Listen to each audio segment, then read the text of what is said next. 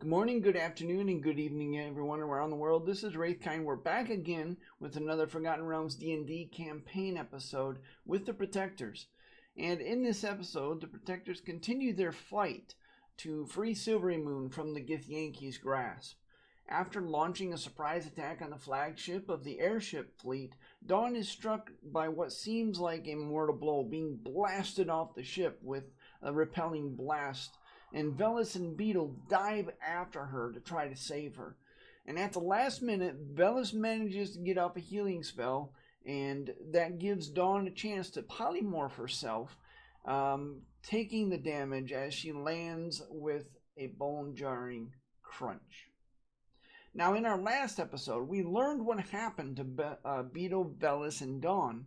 Now we rejoin Banner, Emeraldi, and Ly'kam aboard the enemy's flagship as they continue the fight. So in the last session, you guys matched wits and strength with Marissa, along with skeleton crews on 5 different airships. 1 airship went down, 2 airships went running off to the east and banked around, and they're now, coming around. A second airship was attacked by members of the Resistance with a couple of familiar figures, Darren Shieldbash, Emeraldi's mentor, and Yukon Longchain, whom you met at Tribor and rescued, who was a slave for God knows how long. And Beetle's old mentor, Ross Goddard. In the aftermath of the fight, you were left with the loud hum of the arcane crystals on the flagship. You look over to the other airship upon which the Yukon and Darren seem to be working. Ross looks curiously as he allows himself to touch down on the flagship deck right next to you in the aft section. As Yukon rips open the grated hatch to the decks below, Darren hops in and begins frantically throwing up fire barrels as Yukon races to place each one upright on the deck like a trail of bread crumbs leading to the fire barrel racks on the deck. Ross's eyes shift thoughtfully toward the other 2 airships. They are now bearing down on you. They both seem to be lining up to ram the flagship, one to the fore and one to the aft. Back to the other airship, Yukon is now at the helm, and the airship lurches abruptly towards the nearer of the 2 airships that is lining up to plow into the aft section of the flagship. Ross smiles as he wills himself to race over towards Yukon and Darren. Yukon looks nervous, says something to Darren, and motions towards Ross. Then he runs towards the flagship, leaps over the side of his own airship, and vanishes. Ross arrives scant seconds later, the airship now barreling full speed toward one of the enemy airships. He grabs Darren, drops to the deck as he wills his fly spell to be released, and then cackles as he pulls Darren through a dimension door and back onto the deck of the flagship. Still cackling and with a mischievous light in his eyes, Ross immediately turns towards the now unoccupied airship, raises nimble hands as loose sleeves pool around bony arms, and releases yet another spell.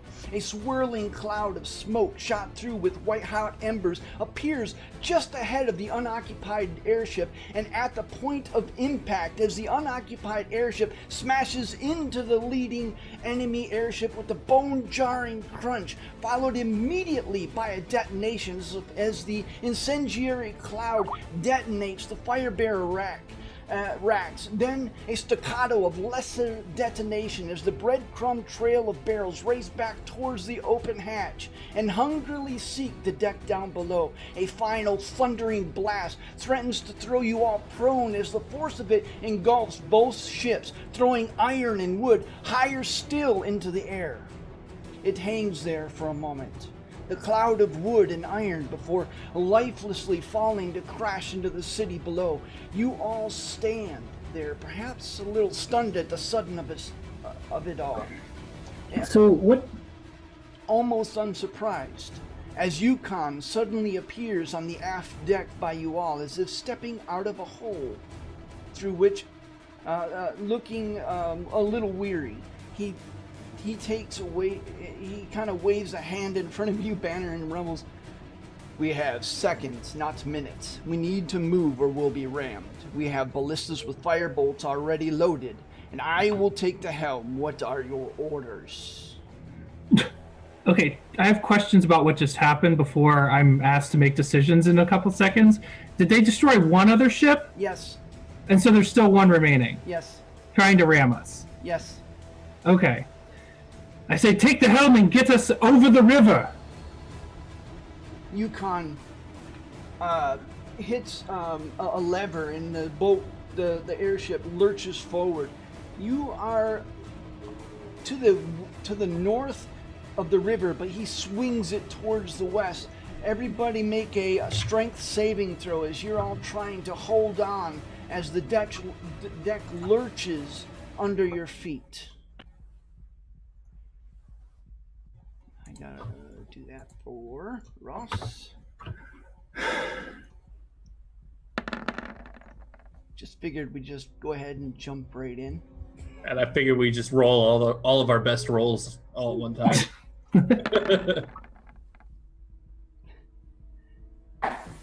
Can I catch somebody? Since we have 2 critical successes, can we save the person who has a 9? Yeah, as Darren, Ross managed to hold on without any problem. However, Darren starts to kind of slide a little bit as the deck lurches and kind of banks really sharply. As he's sliding down, is anybody going to do something? I'll try and catch his arm. All right, make it. I do want to say, Emeraldi did cast guidance, so that could give a 1d4 to someone's roll. All right, Strength check. make a dex check, or dex acrobatics check, Banner.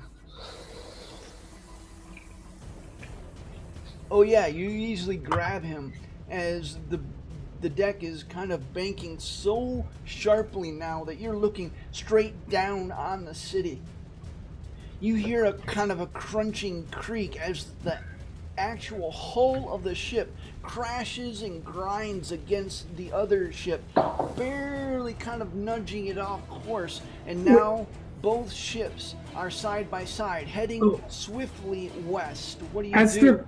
As they're grinding into each other, if the ship is tilted that far, can I lash out and try and cut the barrels onto the other ship since we're tilted over so far? Cut the what? So the barrels that are on the top deck of our ship that were lashed there to the deck of the ship? You can't currently see the ship. It's like you're banking like this, and the bottom of the ship, the bottom of your flagship is grinding up against the side of the ship. Oh, okay. That's fair enough. Because they were coming in at ramming. Okay. Basically, you use the hull of your ship to kind of bounce off, or not bounce, but you know what I mean. Deflect off of it. Emeraldi calls out, "Ballastay." All right. So we're side by side, like broadsiding now? Absolutely. And matter of fact, everyone roll initiative, and I got to rearrange these. All right, Emeraldi, you are. Oops, forgot to do that.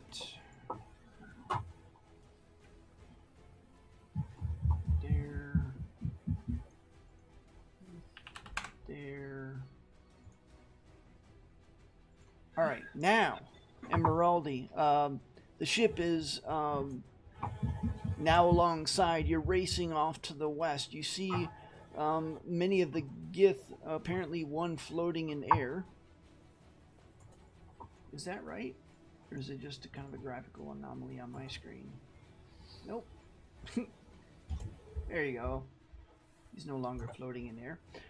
They're preparing to board. What do you do? Emeraldi's going to move up to this ballastay, and he's going to turn it and fire at the person piloting this other ship. All right. Make a roll a d20 as you fire the ballista.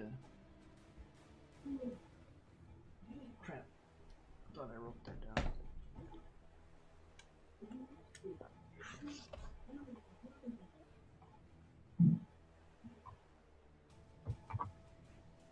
All right, and you were firing it at what? The pilot of the next ship, the person behind the helm. Okay, yeah. Unfortunately, he ducks behind the helm, and he's able to kind of get away from the bolt that flies wide. Is Emeraldi the 20? That looks like nobody to me. Is that why I'm confused? Nope. Emeraldi is actually up there. All right, is that your turn? Unless I'm able to fire another shot or something, but I'm sure no, it's a very slow. It takes basically it takes an action to load it and an action to fire it. So unless someone is willing to help you with the ballista, it's going to take another. Emeraldi calls out, "I need help with reloading." All right, is that your turn? That's my turn. All right, they are going to fire back as a ballista bolt flies out and misses entirely as it passes over your head. Ross is looking a little tired now that he kind of expended all of that in a little bit of time. Let's see what he's going to do. He's going to...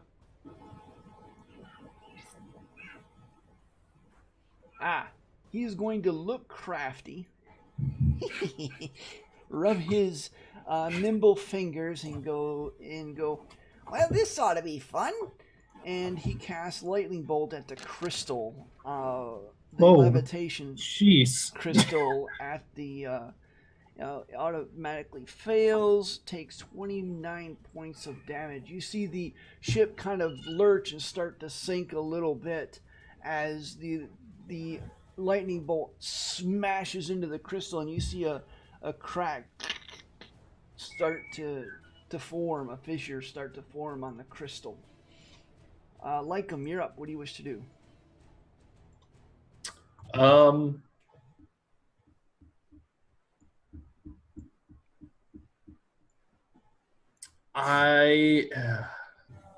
Yeah.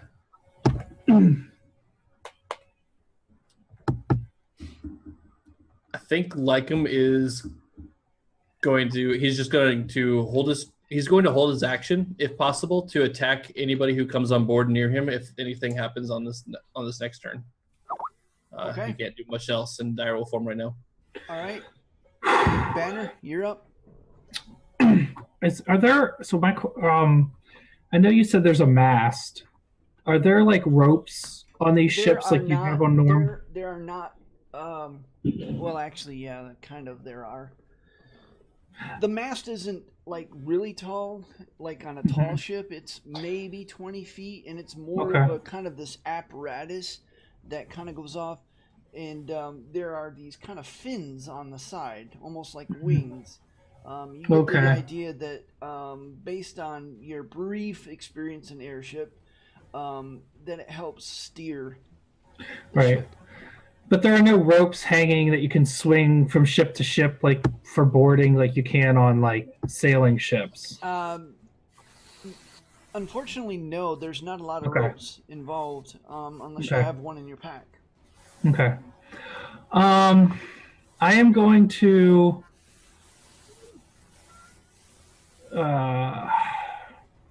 run down here, and now that we are over the water. Sorry. Oh, I don't know why I can't move. Let me just measure. No. Oh, I guess I can reach. Okay. I guess I'm gonna run down here, and I'm gonna cut loose these barrels that are. I'm gonna cut the ropes with my glaive. I'm gonna make my 3 attacks to cut the ropes so that they all spill into the water, so we don't get firebombed on our own ship. Does that make sense? Is that something I can do? Yeah. I'm ready when you are. So basically, I want to spill them all out so what Ly'kam did to the other ship doesn't happen to us. So making my attacks against the ropes to cut them all loose and spill them in to the river. Yeah. You don't even have to do an attack. It's just use you with your action. You're able to just kind of slit and all the fire barrels just start going.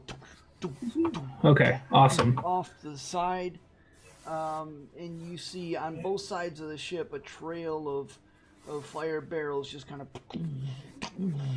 as you firebomb the farmland outside of the city. Wait, I thought we were over the river. I said roughly. You're roughly following it. All right. Well, as long as it's not the city, that's fine. And then I am going to kill that trade caravan traveling underneath. Yeah. So if I just use my action to do that, then I'm going to use my bonus action, and I am going to move my hex to the Githyanki Knight, and give him disadvantage on any dexterity save. Or, I mean, not save. Sorry, dexterity checks is what I mean. And that's my bonus action. So he's hexed. Okay.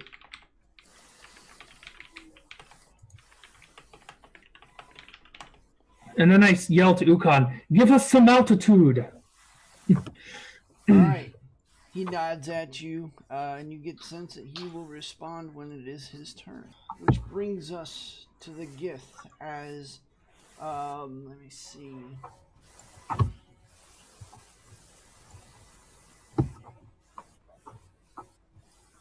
Yeah, this one is going to go up here.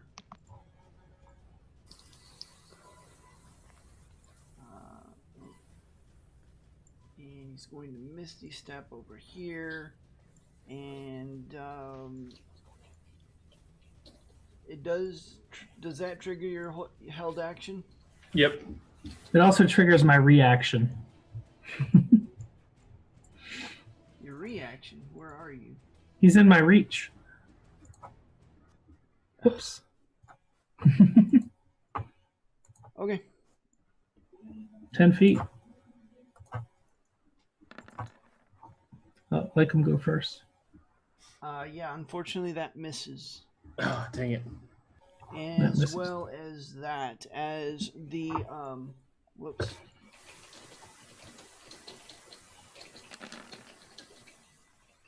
And he rolls twin 27s as he slashes into you, Ly'kam, for a total of a lot of damage. Of course he does. 33 slashing damage plus 23 psychic damage. Jeez. Are you still a wolf like him? Barely. Okay. 20. This guy's going to attack you, Banner. Which guy is this? Oh, hello.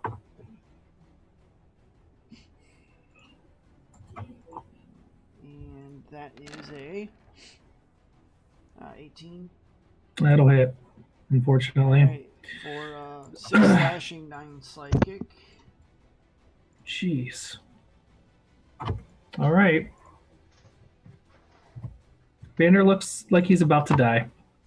Alright, 5 here, Misty Step, 10, 15, 20, 25. 30. I hope Darren can heal. Oh, never mind.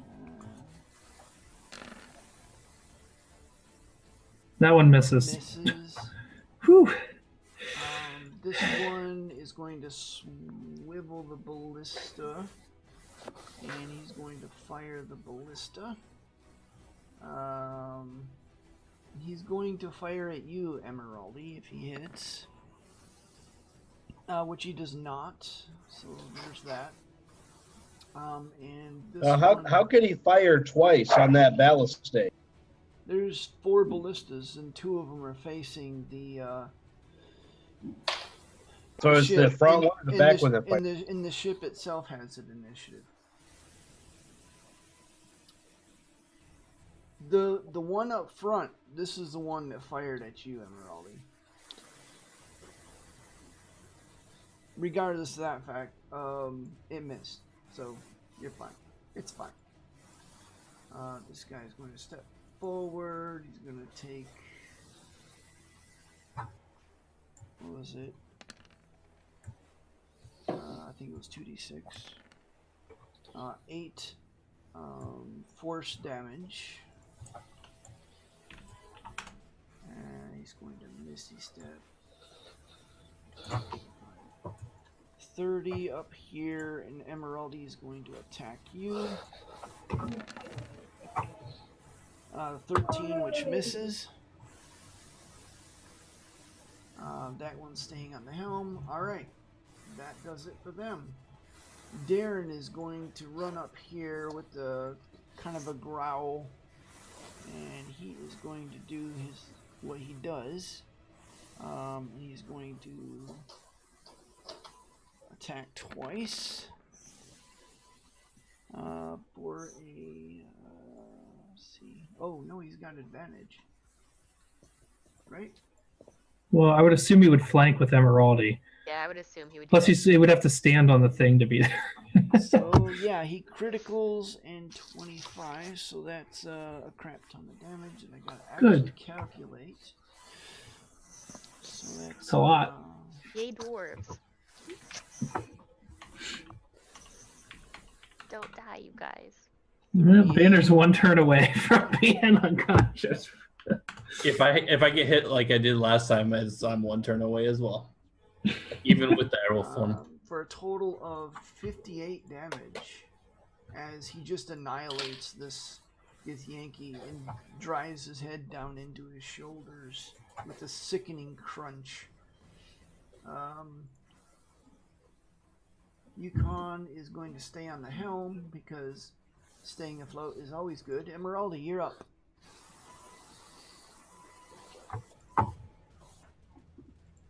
Emeraldi's going to, let's see here. Ooh, I know what I can do.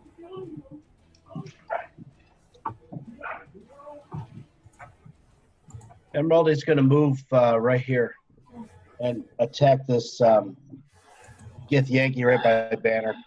Okay.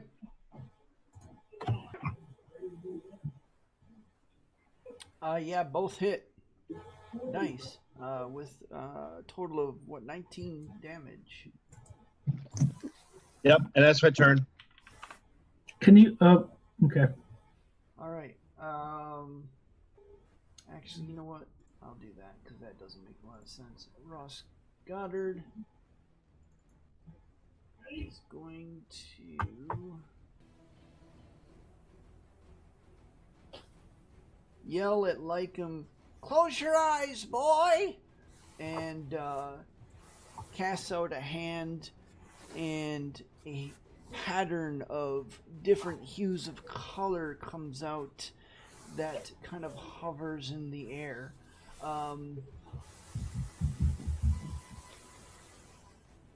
He has to make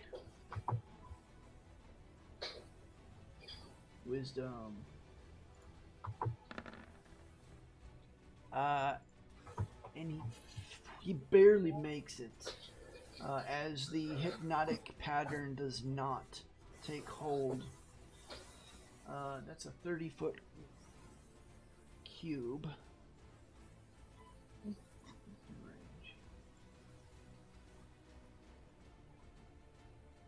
So we not see it because our backs are turned, but the Gith would. Is that the idea? Well, it says you're creating a twisting pattern of color that weaves through the air inside a 30-foot cube within range. Each pattern appears for a moment and vanishes. Each creature in the area who sees the pattern must make a wisdom saving throw.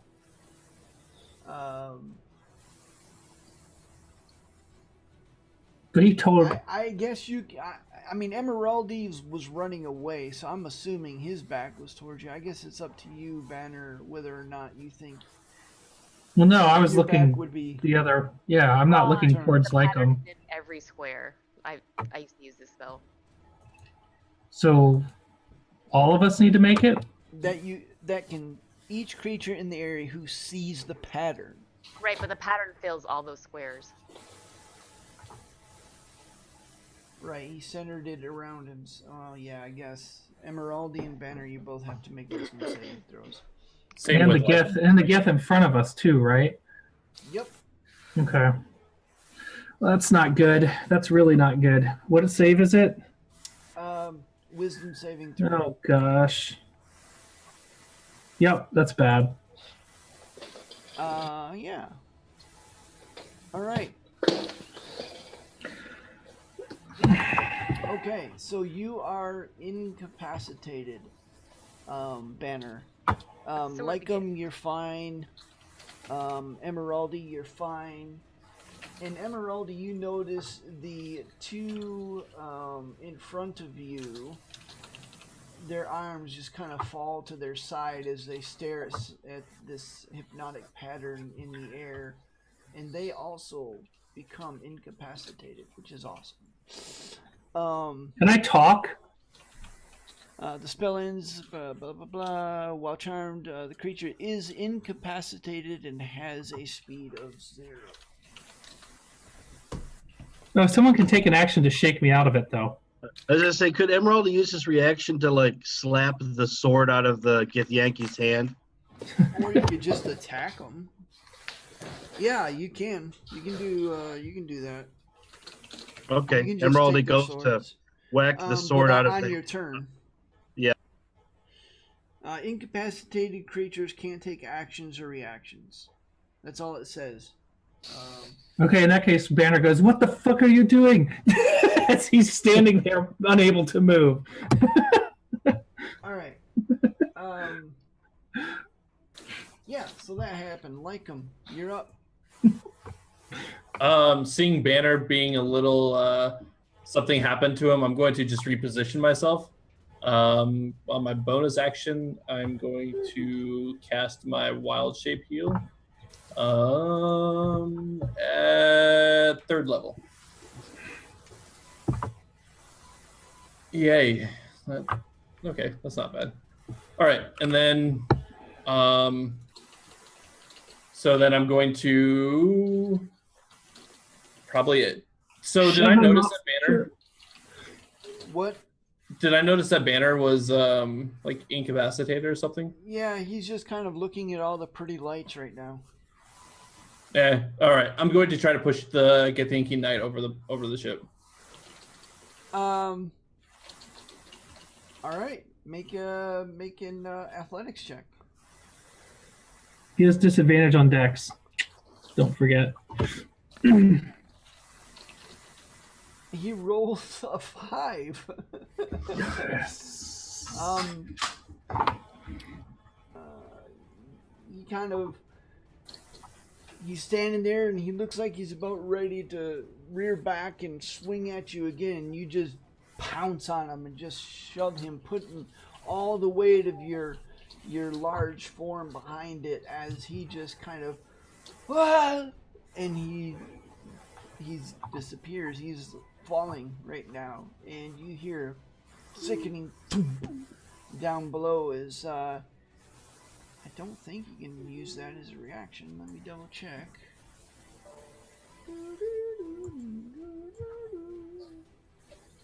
No, he cannot. He cannot. Yeah, he's dead. As you know, you guys are at least 300 feet up, and he doesn't have any hit points. I guess theoretically he could survive, but he doesn't want to at that point. Pretty much. Is that your turn? Yeah, that's my turn. All right, Banner, you're up. I don't get a turn. Yeah, you get a saving throw, I believe. No, I don't. It's until we're all incapacitated unless he breaks it for us. Wow. Hey, that spell's better than I thought it was. Yeah, well, as long as he doesn't break it, and then since the two in front of me are also incapacitated, it's totally fine, thankfully. So. All right, these two are incapacitated. This guy's tied up. That guy's dead. This guy is going to spend his turn.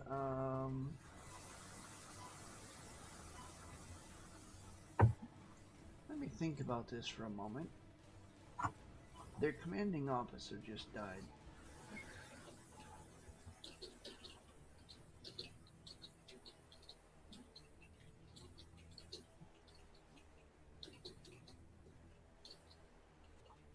Okay.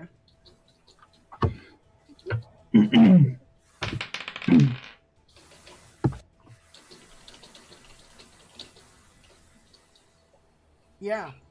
You see both of the Gith warriors that are still on the deck frantically begin reloading the ballistas. You see the one in the aft deck turn towards the one in the helm and yell at him. The one at the helm kind of gives him this serious nod, and you see him begin to turn the wheel, and the ship starts veering away to the right to steer away from your ship. Those guys on the deck can't do anything. Tie up these guys in front of me. Darren Shield Bash. It's just going to move up here. And he's got a thing to do, I think.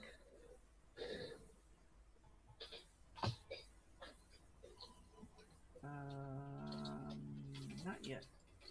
So that's his turn. Yukon Long Chain. Emeraldi, you're up. Emeraldi grabs his maul kind of like this and moves up this way and tries to use his movement and action to push these two guys over in a straight line. They're incapacitated too.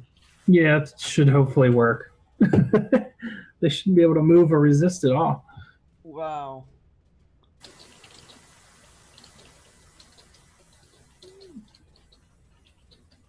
Worth it. Yeah, you know what? This is what I'll do. How much movement do you have left? 30 more. All right.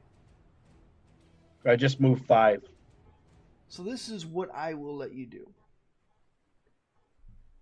Every 5 feet of movement takes 10 feet. And you must make an athletics check. Because this is going to be kind of like in the spur of the moment, adrenaline is pumping, a little bit of a Herculean task, because you're still essentially moving 2 full-grown bodies and then bodily throwing them over the side. Even though they're not resisting, that's a lot of weight. So I will say make an athletics check. As you move each one, you just kind of lower your shoulder behind your shield, and you kind of place your shield up against the... No shield, with my maul like this. Okay, then you Kind of like a bar. Yeah, you're bracing forward, and you're just kind of, you start grunting and you start pushing. All right, you manage to make it 1 step over. You want to keep going? Yep. Make another one. Yeah. You kind of push so hard that the one by the banister falls lifelessly and soundlessly over the side. Keep going. Yep, 1 more. Yeah, unfortunately, as you're pushing, you can't quite seem to get him up over the banister. Make 1 more try. Yeah, and with that, with a final heave, you just kind of, you take a couple of steps back and you just, and you just like football tackle him as your arms kind of, you drop your maul and you just kind of lift him up and push him over. And I'm going to mute him. Oh, he's muted. Okay. All right. Ross is going to drop that.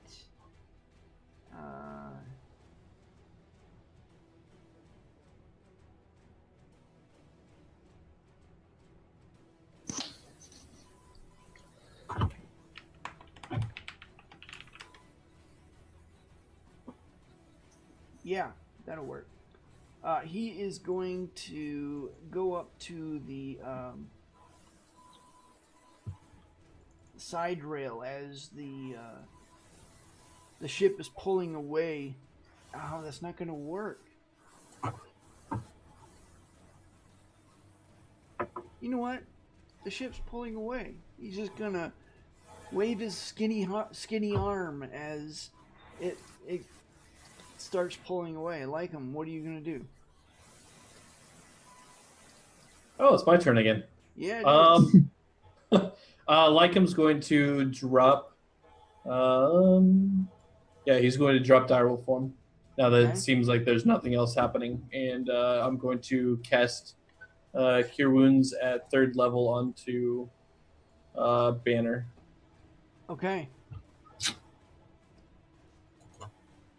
And that'll be my turn. Good. That's a freaking lot of healing. Like I'm That nice.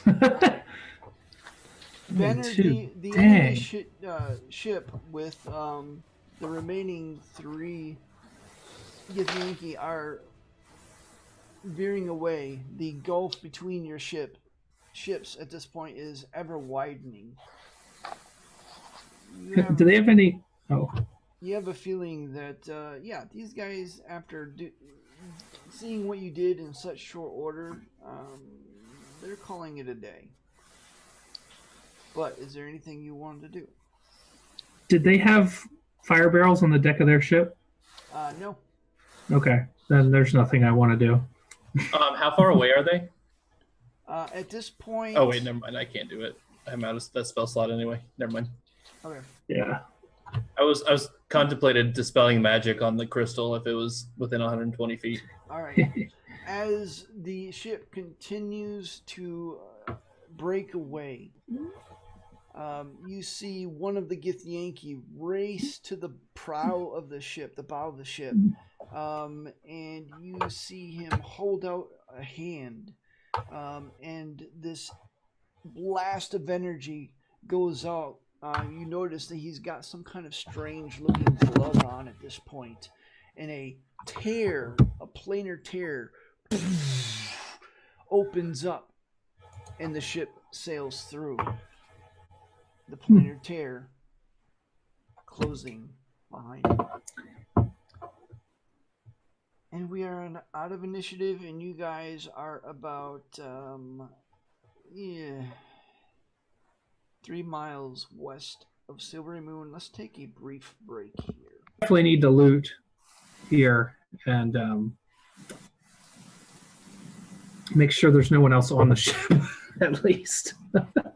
So, you all are in the flagship, the stolen flagship, Githyanki flagship. It's essentially a wood airship, but it's got an iron sheathing along the hull that makes it pretty durable. For the just so you guys know, going forward, the airship has 8 ballistas, 4 on the top deck, 4 on the bottom deck that are downward facing, 2 firebomb racks, which is kind of like the World War II equivalent of depth charges, right? They did have 6 to 8 barrels in each rack, but they're all gone. And it doesn't look too bad in terms of, its durability. You guys are currently still heading west, away from the city. What do you wish to do? Well, if someone get to the helm and take control of this machine. Yukon is on the helm currently. Anyone need healing? Ukon, can you bring us to a stop? He just nods and he pulls he nods, he kind of looks down and he pushes a button and it actually starts like lurching faster. He goes, "Oh no!" and he pushes another button and it comes to a slow stop. and now it's just kind of hovering there in the air. Emeraldi casts Cure Wounds on Banner. All right. What's that for? Don't you need healing? No, I mean, what did you roll it or? I gotta pick what level. Okay, 9. Thank you, Emeraldi. Anyone else need healing? How are you doing on spells? This will be my last one. You need healing? I have a few, and I can take care of myself. I don't want you to be completely tapped. Emeraldi casts it on himself. All right. Ly'kam, and whoever the hell you other two are, it's good to see you. Do you know these three, Banner? Emeraldi, as your Yukon just kind of nods to you, Banner. He goes, "Well, we saw you attack. I didn't realize it was you. I might have just let you take the entire fleet." He just kind of gives you this mischievous grin. We do have that touch, don't we? Ly'kam, it's good to see you again. I don't know who this human mage is, though, but I know my mentor when I'd see him. And as you say that, Darren goes, Boyle, good to see you again. Imagine seeing you here. Well, last time I saw you, you were... the firewater. That's what it was. Kelgar's. Yes. Yep. We've been to here and there and back. I even got my father's maul with me. Take a look at this beauty. Mithril from Earthheart. He takes it up and he kind of halves and he goes, well, that's a nice one. Well, my boy, good to see you're putting it to good use. Gotten over your mortal qualms then. You're ever second guessing now, have you? Hey, didn't take much thought to push them two over the side of the ship. And they landed well. You should have seen the pancake smear they left. It was almost joyous. Well, when they came here to attack this town, they were going to leave an imprint. I just don't think they thought it was going to be that way. Oh, yeah, I hear you there. Talking about making a great impression, huh? Huh?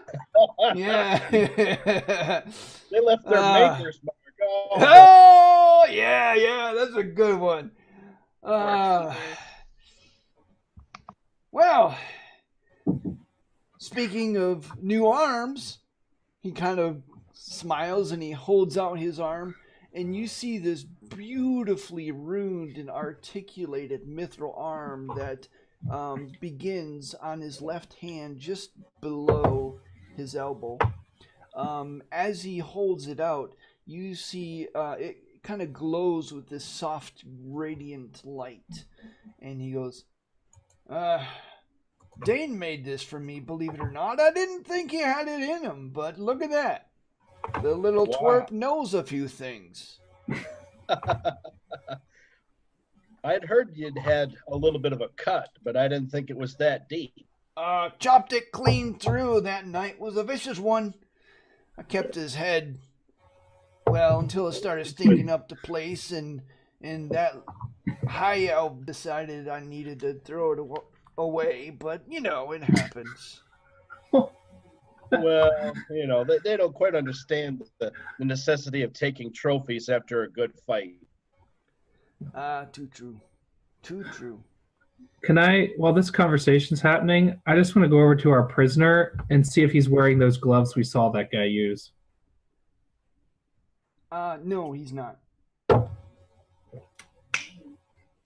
Where is that, I got my soul. Marissa, Mesa now? What, didn't she have some sort of something on her we were supposed to collect a long time ago?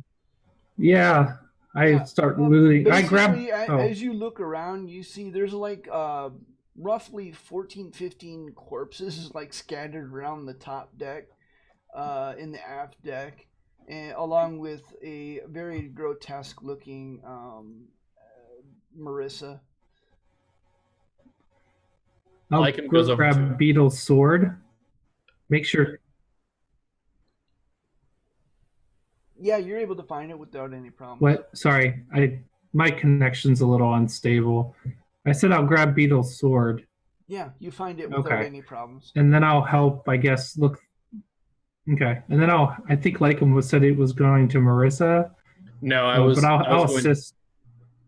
I was Yeah, going to go let's- over to a Githyanki body and just kind of Oh. study them because I've never seen them before. I'll and rifle.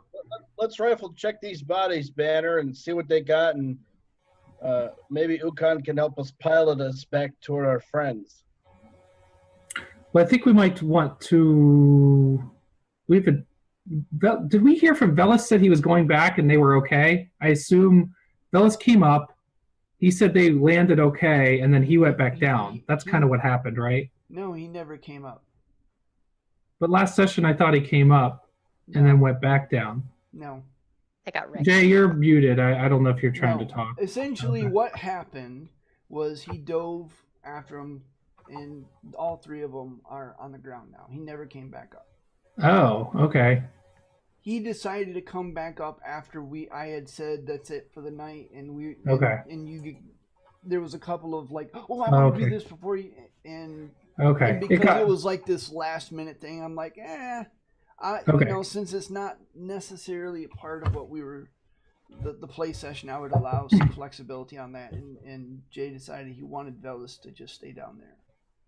Okay. It probably takes a moment to eye up where that mechanical bird creature was from Beetles, and to try to gather that thing around and maybe mean my tie it owlbear? to the owlbear, and tie it to Yeah. the ballast so it doesn't fly off the deck or something. Yeah. Yeah. Tank is still by what used to be the full fire barrel racks, and you're able to tie him down without any problems. I want to empty Marissa's pockets. Emeraldi wants to see what this crazy lady had. It was so damned important. You Beetle already did. as you are rifling through Marissa's pouches, you actually don't find very much. You find some components, and that's about it. I don't find the mask that she took off? No. No. Okay. Well, maybe we could go down below You don't deck know what happened here. to it. It might have, come off during the fight. It might have rolled off the ship. You're not sure what happened to it. I cut her open and look inside her. This lady was a fiend. I don't trust anything. I take a dagger. I cut her open. I feel around inside. While he's doing that, Ly'kam's going to head down below. You But can say Dawn is vicious. Emeraldi will follow Ly'kam, Oh, see if they had any officers' rooms or quarters or anything. Okay. I'm happy. With Make the an portions investigation check. One of you with advantage, as you're kind of both looking and helping each other out. Banner, all you get is I'll assist Ly'kam. Your front is now full of demon bits and gore. All right. Congratulations, you're really gory and bloody now, even more so. Hey, I don't know what's going on with these things. Actually, let me look at something real quick.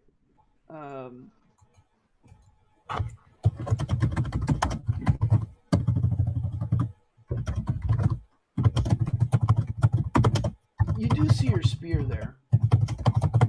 Can you mute yourself while you're pounding on the keyboard? I have silent keys on this thing. I can hear it. It's Oh, very- okay. It's not really loud. silent. Oh, that makes no sense. All right, cool. But you do see the spear that Marissa, while you're busy, spilling your guts all over the deck, there's a spear laying off to the side. All right. I grab the spear after I've had enough time fiddling through her Okay. remains. Ly'kam and Emeraldi, a cursory search is all that really is needed as you quickly discern a kind of a stateroom towards the back on the mid deck. Emeraldi calls up for May the Wizard and Banner to come down just in case there's something the wizard could read for us. Oh, all right. I come down. Yeah, Ross comes down. He goes, "Well, I saw Beetle. What happened to her?" Flight of fancy. I think she's on the ground. Safe, I think. Hopefully. Oh, she's okay. We have no idea. Yeah, they had to Right. save Dawn. Well, I guess it's a little late to find out now. I mean, nothing I can do. What do you need? You find this stateroom. This stateroom is very well appointed. It's actually got a very gorgeous oak table. That's oak long table, stretched out. It's got a 4-post bed there. It's got a couple of desks and some shelves there. You notice that it's got a couple of chests there as well. And most of the furniture, of course, in true naval fashion, is bolted down to the decking. What do you do? Oh, boy. There weren't any keys on Marissa, were there, Banner? Can't hear you. Muted. I didn't find any. Well, I guess we'll probably have to have Beetle maybe try to pry these open, or what would you say your name was? Ross! Oh, Ross. Isn't there a wizard spell to open these things? I'm sure there is. Oh, one moment. He gets out his spell book and kind of subconsciously scratches his long white beard as he's looking. He goes, No, I can't do that either. I'm sorry, I don't have it with me. Is there anything else in the room of interest besides the chests? Yes. There actually, on the map, or on the desk, apparently, you find a map. As you're looking at it, let me see. Sorry if you guys can hear that. I'll mute myself. Let me find it. Is there a parade going on outside, Noah? There's a shit ton of fireworks going on out my window. Cool. I'm on the 14th floor, so they're at eye level. That's awesome. So you all see this map. It's a hand-drawn map on the desk.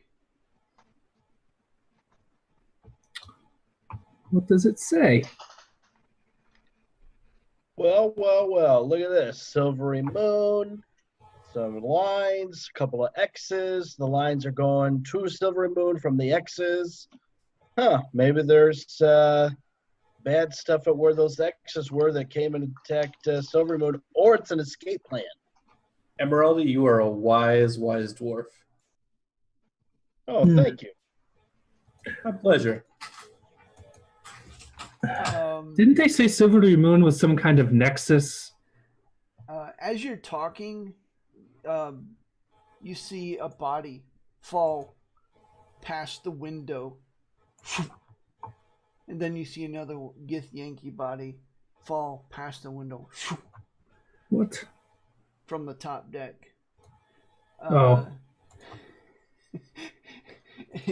You at first that's exactly the reaction you had at first, and as you're looking, you realize that Darren and Yukon must be disposing of the bodies.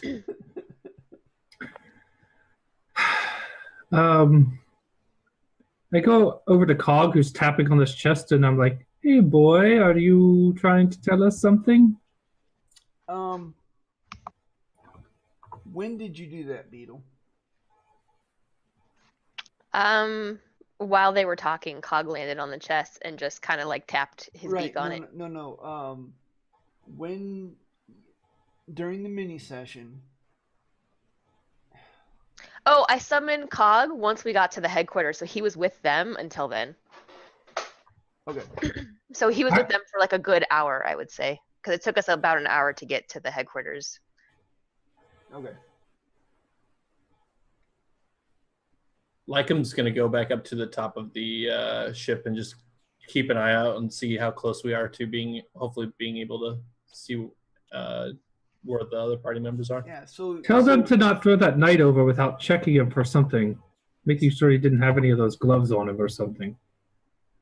Yeah, all right. As Ly'kam says, he walks up, but he doesn't say anything to them. You see a whole bunch of intestines fall by the window, along with Marissa's body.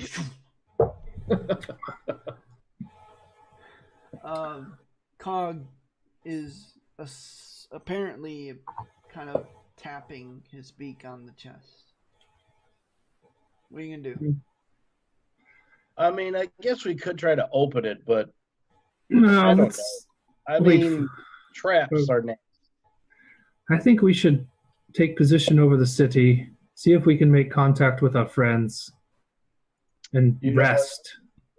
What about the other thing is, how many soldiers are down there? I mean, there could be tens of thousands of Yankee soldiers still occupying the city, even though we took the airships out. Ah! Ross says and casts a quick spell. His eyes kind of flare red for a moment as then he turns around and he looks around the room kind of excitedly. And he goes, oh, nope. And he goes back to what he's doing, leafing through his spellbook. Well, I'm sure our friends can tell us that, Emeraldi, but either way, we're useless right now. I don't know about you, but I think I'm spent. Oh, there's no magic in this room, by the way. Except for... No magic here. You are a keen observer. I know. I don't know. If you have other ideas, Emeraldi, that's fine. I just don't know what we can do without taking some time to recover. Yeah, well, we need to find our compatriots and we could all have a good night rest aboard this ship and then float above the city and then, come down tomorrow night and figure things out. Yeah. Actually, wizard friend, who are you anyway exactly? I'm Ross. Okay. You know Beetle though? You asked of her. Do I know Beetle? You could say that. I taught her everything she almost knows. I thought the Spider-Man did that. Oh, he was... No. All right, well, nice to meet you. I was going to ask, rather than float over the city, in case a ship would come back, or more than one ship, is there anywhere we could position this ship out of sight that we could have the elements of surprise while we're resting, if that were to happen? Now you're talking my language. He kind of starts combing his long white beard. Emeraldi just kind of shakes his head and go, how about a cloud? No, nothing so mundane. What do you think I am, a first-year student? No, come on, I'll show you. And he quickly and excitedly goes up on the middle deck. You see him pull out of this very small pouch this impossibly long wand. And he goes, now, this will be fun. And just like a director directing an orchestra, he begins doing one of these numbers, and the wand begins sparking and fizzling, and you see all kinds of colors kind of fizzle and pop in the air, and he's humming to himself, and as you're looking around, you don't necessarily see anything different. The sparks begin to subside and settle in on the ship. And with the self-satisfied nod, looks around once more and bends down and just touches the tip of his finger to the deck, and the ship suddenly looks like nothing but sky. You look around, you don't see the open grate for the hatch going down into the ship, but you do see like the inside of the ship. And he goes, "Yeah, that'll do it." And he starts kind of carefully walking across the deck as if not sure where he doesn't want to trip over anything, or because it's easy to get vertigo at this point, and then he makes his way down into the ladder towards the below decks. Yukon and Darren both stop what they're doing. They were swinging one more Gith body, and they kind of stop, and Darren says, wait until we're... And when the ship disappears, he goes, "Blast it, Ross!" And he throws the Gith over, and he goes, "I gotta figure out how to get down these stairs," he says. Yukon just kind of chuckles and jumps. And as you look at Ross as he's descending, you get this kind of weird sensation, because all you see at this point is head just floating in midair, it looks like. That is unsettling. I know, isn't that great? Come on! And I go below deck and fall asleep. With everybody else. See if there's any alcohol on board ship to celebrate and then go to sleep. You do find a ale barrel. Actually, I don't. And it's kind of a dark ale. You dip your stein in there, take a drink. It's not bad, but it's not good. It's just ale. It's just normal ale. Emeraldi puts some in a bowl or whatever he can and pushes it over towards Ly'kam. Here you go. Lick it up. He's human now, but that's hilarious. The best part is I'm in elf form, and I'm like, I didn't know he turns back to human form. I pick up the bowl, and I'm just like, all right. Banner laughs. Banner laughs a hearty laugh. I thought he was still a wolf form, because if he went back to human or elf form, he's gonna die. He had too many not enough hit points. Yeah, it was close. I will add this one other thing as you guys were searching the decks. That you found the stateroom you were specifically looking for in the middle deck, at the very aft section. Mm-hmm. There's a bottom deck, a hold. And as you got down there, you both noticed 3 very large chests that are securely bolted, and what is unmistakably arcane runes etched onto the chest, and as well as the sigil of I'm sorry, I did it, Matt. The sigil of the of Silverymoon. So there's that. If I glance at the runes, can I at least determine with my rune keeper eyes what the school of magic might be from reading them, or is it not really language enough to do that? I'm not familiar with that feature, so I don't know. It basically lets me read any language. No, the arcane language is you have to be a wizard, a sorcerer of the arcane persuasion to be able to he's a understand. warlock. Well, also it's any. Yeah, but that's pact magic. That's different. But it is any language. This is technically not a language. Okay, that's what okay. These are arcane runes that are basically imbued with arcane power. I just drink and catch up with Ukon and see what he's been up to than with everybody else. Yeah. I am curious what he's actually been up to, though. I call it to Darren, let him know that we got a barrel of ale down here. Oh yeah, Darren. Actually, you all are kind of in the mess hall. What serves as a mess hall there at the main area on the middle deck there, and you, Banner, you find out that Yukon was actually on his way to the spine of the world back home.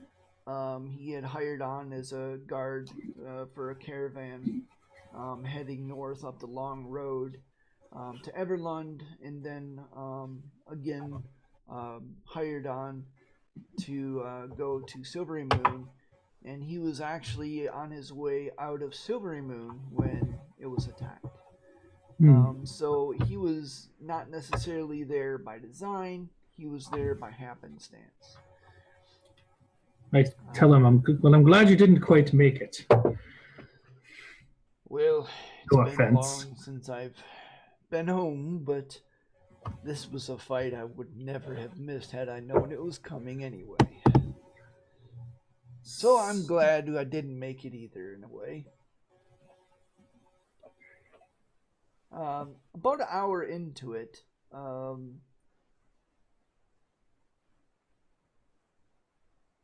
Banner, you actually not Banner, Ross kind of perks up and he goes, looks like Beetle made it. Oh, and your friends, they're fine, they're fine. It sounds like they're going to be trying to clear us a landing zone tomorrow, or tonight, or sometime. Tomorrow, definitely tomorrow. So they're going to...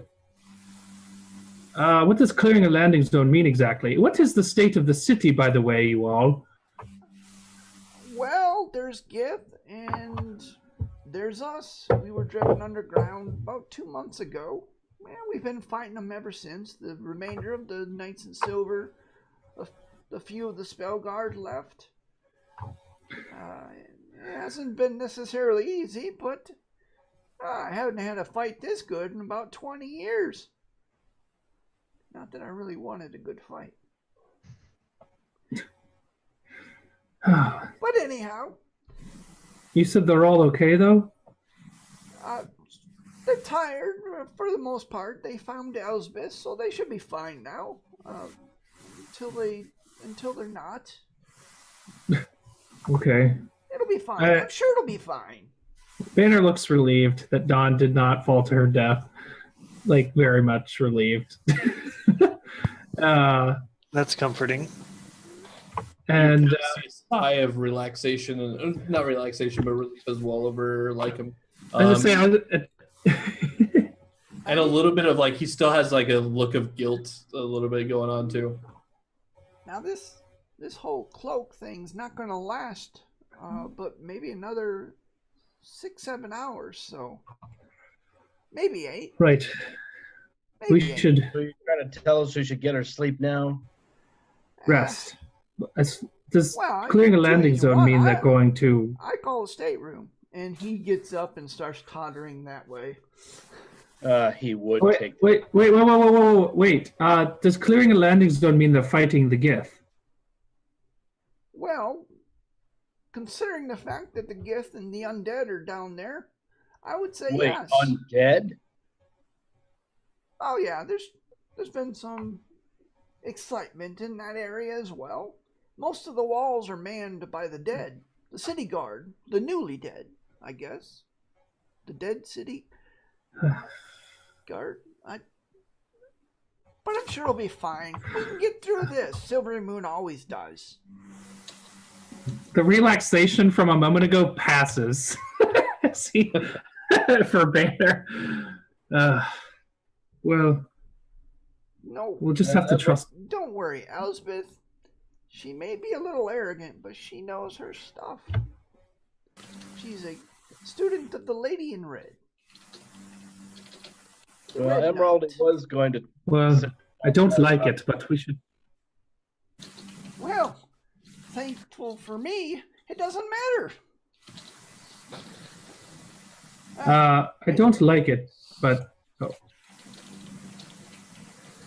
Yes, you don't like it, but I don't like it, but I think we should trust our friends and rest so that we are useful to them. Emeraldi was going to talk with Darren, but instead he decides, well, I guess it better. Can someone help me with my armor and so I can get a good night's sleep? Ly'kam walks over to help him out with his armor, but he's like, "Oh, Emeraldi, you actually smell worse than I do." Banner just backs away slowly and finds a place to sleep. Darren gets up and slaps you on the pauldron and says, "Come on, boy. This is not for the weak-hearted after all. Leave these simpering fools to their drink and let's go take our armor off. I've had a long day. I don't know about you." Yep. All right, let's take care of this. I can tell you about my story to Earthheart and a special thing I found in my father's axe about Baranar. Maybe you see where my clothing has changed a little bit. I was going to ask you about that, but, considering the git and the flying and the blood and the gore and the dying, I was kind of sidetracked. Well, we usually have our best conversations when we're in the middle of fighting anyways. So. That's true. But I'm not getting any younger, and I'm undo his greaves and vambraces and helps him undo his stuff and talks about the issues with his father and finding his mother and how everyone helped him overcome that, and even finding a special map inside of the mall, and feeling extra called by Baranar to take up the mantle as cleric. Wow.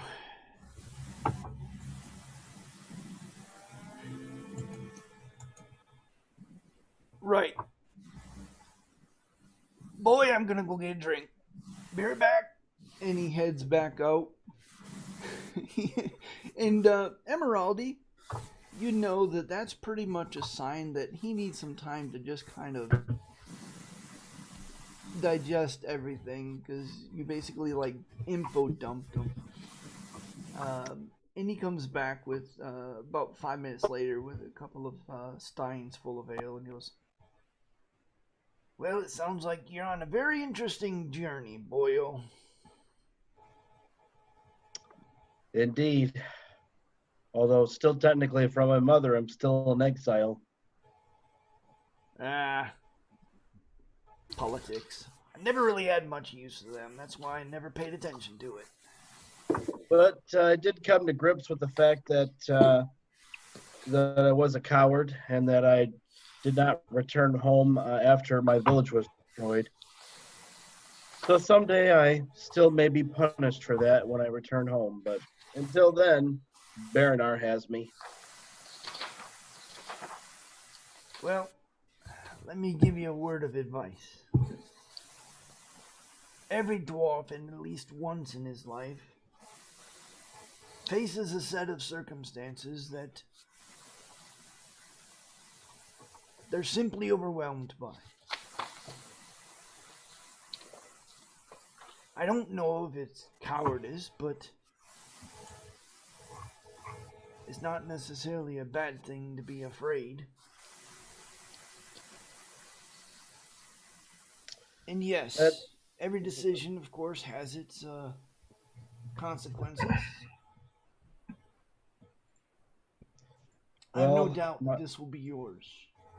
Well, my teacher, when you're partly of royal blood, every mistake that you make becomes a political gambit for your enemies. Well, that is true. Unless, of course, you simply choose not to play. Which is why I'm here. Which is why my mother sent me away to continue doing Baronar's work and helping my companions. Impeccably wise woman, that. Yep. We also bought a mine as well, Velis and I. So we hope to be rich someday. I'm going to build a temple to Baronar someplace. Oh, sure. You leave that to the last? A mine? Really? The last thing you tell me? Well, you know, the richest of things to tell. Priorities, boy. Priorities. You know, we do have to have a place to retire to. For me, I'm afraid it'll be sooner rather than later. These old bones. They get more weary every day. Well, my mother is a widow, and she is going to be taking partial control and management of that mine down there. Wait, are you serious? Yes. You could retire there. Well, Silverymoon is still under siege. I can't do anything about it right now. There's things we gotta do. I'm getting tired. I need to go to sleep, but I got to finish this mug of ale first. Oh, thank God. I thought you would never go to sleep. I am so exhausted. Listening to Ross all day. Oh, my God. Emeraldi just laughs and laughs and laughs, and then downs his ale and chokes on it a little bit and still's laughing, and then decides to go to bed. All right. He's still giggling while he's laying into bed. All right. What are the rest of you doing? I can curl up into direwolf form and passed out randomly next to the keg of ale. All right. Banner? Banner? You there? Yeah. Can you hear me? Did you fall asleep? I'm sorry. No, I just have a really unstable connection, so I'm having a hard time keeping up because a lot of stuff's cutting in and out.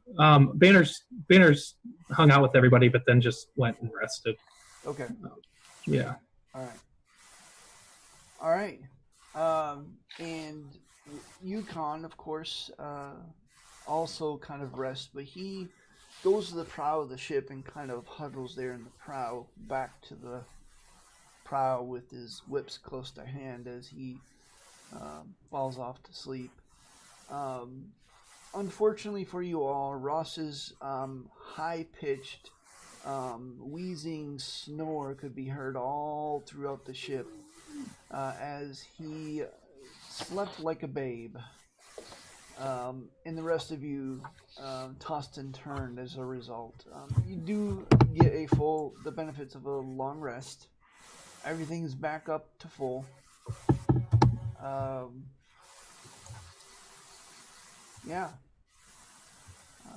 You wake up the next morning to an irascible Ross looking around, throwing pots and pans around, looking for, something to eat, perhaps? You're not really sure.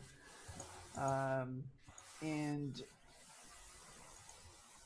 Banner, as you're emerging from a private stateroom that you had managed to find, you see his scrawny legs sticking out from a very large pot, and his muffled voice going,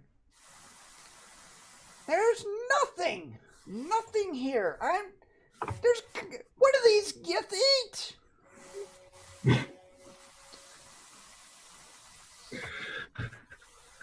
And he pulls... Who knows? Is he stuck? No, he's just got his head buried in a big old soup pot, apparently. He settles back on his haunches and he goes, "Oh, well. You're up." Yeah, yes, well. indeed I am. Emeraldi pulls out a couple of his rations.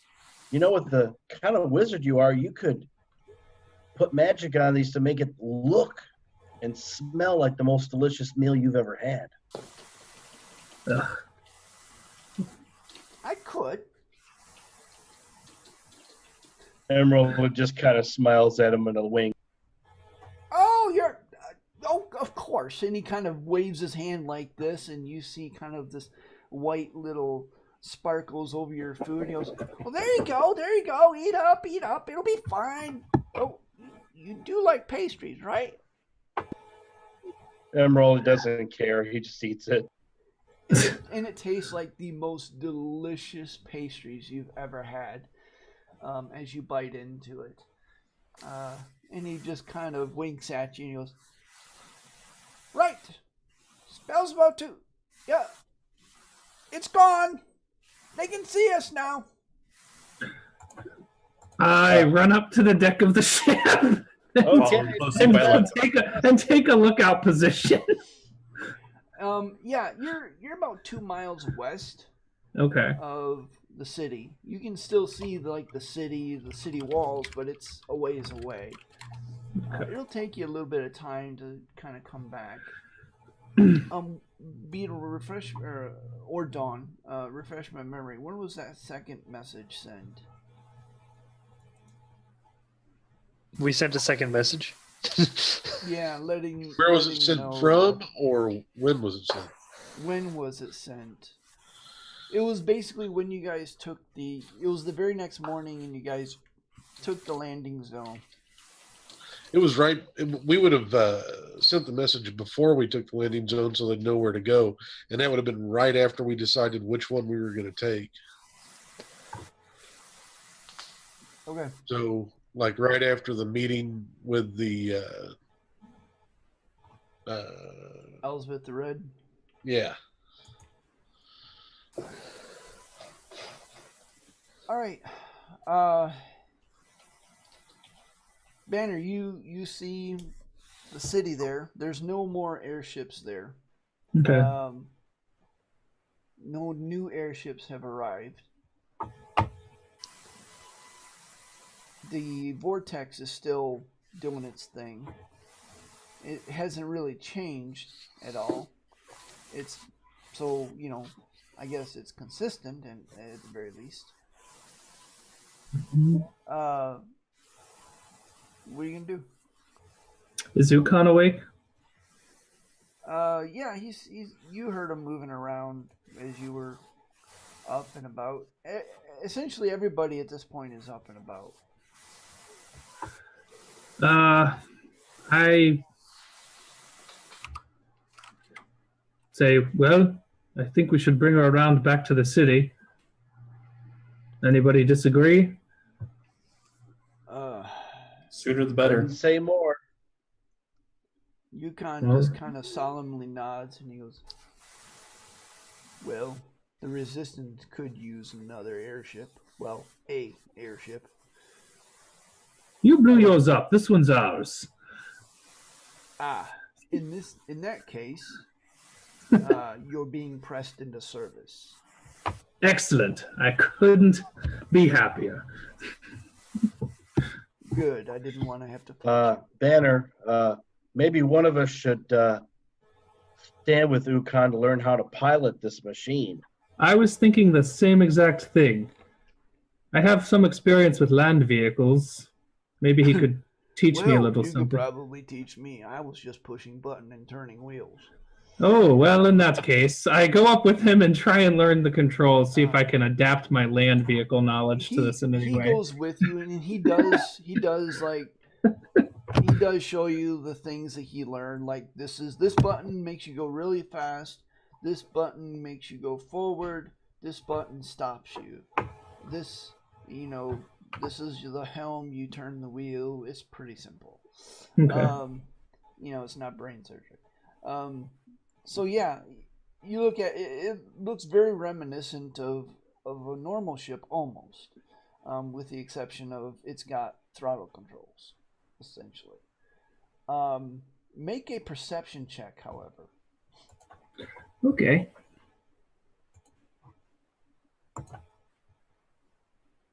Okay. Yeah, you don't see crap. Okay. Yeah, you kind of take a look around. You look at the large. These arcane crystals to give you a better, a clearer picture. they're these large arcane crystals that are easily about 5 feet in height and about 3 feet in width.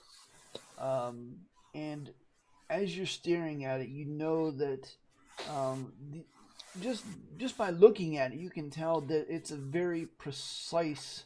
It's been cut to very precise specifications, and that there's obviously 2 of them keeping them afloat.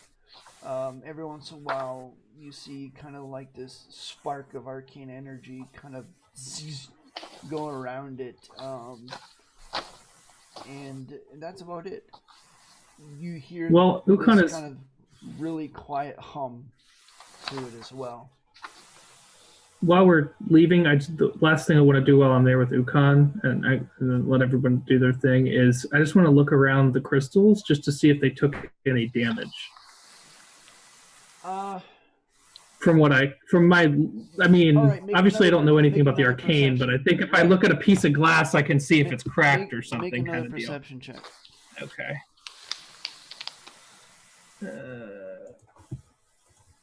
All right.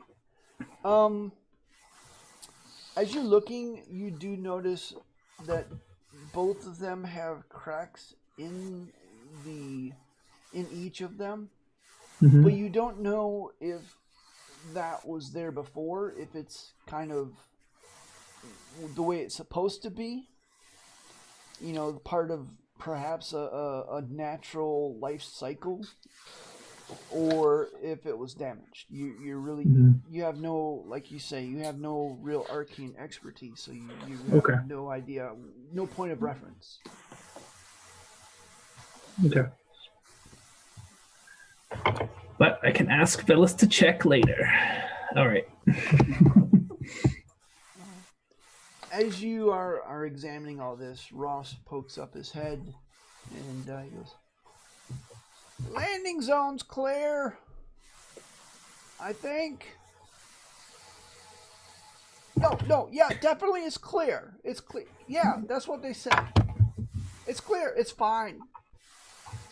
Emeraldi calls out, "Can you guide us Okay, well, to where is they're it? Yes, where? Yeah. It's the city jail. It's. Can I look to see if I noticed that? You're 2 miles away. You won't be able to see it over the city walls at this point. But Ross says, I can guide you there, but we need to go. Can we increase speed? I'm sure we can. I'm not at the helm. I hit the throttle with Ukan. You warp out of there at warp 9. No, just kidding. Yeah. Full impulse power. As you hit the button to throttle forward, the arcane crystals begin to hum ever a little louder as the sparks become a little brighter. The airship takes off, and you gently guide it towards Silverymoon to the east once more. With Ross's help, you do manage to guide the ship across the northern section, the southern section of Silverymoon, and eventually, after a couple of missteps, because Ross's sight is not what it used to be, managed to find the city jail. And as you do so, he goes, "All right, drop the net and let's go down. Down, not up, down." As you begin rising it first, and then you're like, oh, and you manage to start descending as the airship descends through 300, 200, 100, and now essentially you're about 60 feet above the ground, and Yeah, you're hovering above the city jail. There's like this rope net you can throw over and descend and ascend. Now, Beetle, Dawn, Velis, and who else is with you? Oh, Dane. How could I forget Dane and Tarn? As you all are taking a short rest there at the city jail, more resistance fighters show up.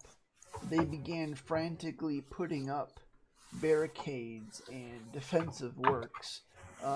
You see the Knights in Silver there. You see Elsbeth the Red striding through the group, yelling out orders, and then picking up a barricade and just kind of jumping right in as everything is a flurry. And Terran Hornblade is just looking imperiously around the calm in the middle of the storm. He goes, "Yes, make sure it's right there. We must take back this city. Thank you for freeing me. You all, I appreciate it," he says. And on the horizon, you see an airship. It's not going very fast. It's just kind of making a stately kind of progress towards you. Then it veers off to the west. And then kind of circles around. Then it goes a little to the south. And Beetle, make a perception check. As it starts nearing,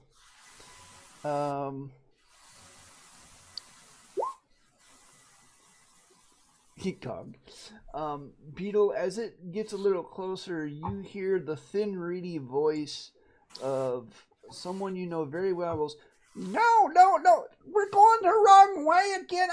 I'm sorry. I thought that was a city. It's over there. I promise. This time it's right over there. I'm looking right at it. As you also hear, "You better be right this time, old man, or I'm feeding you to the elf." I'm right. Don't you threaten me. I'll dimension you door over the river. He has no meat on his bones, Banner. I couldn't do it.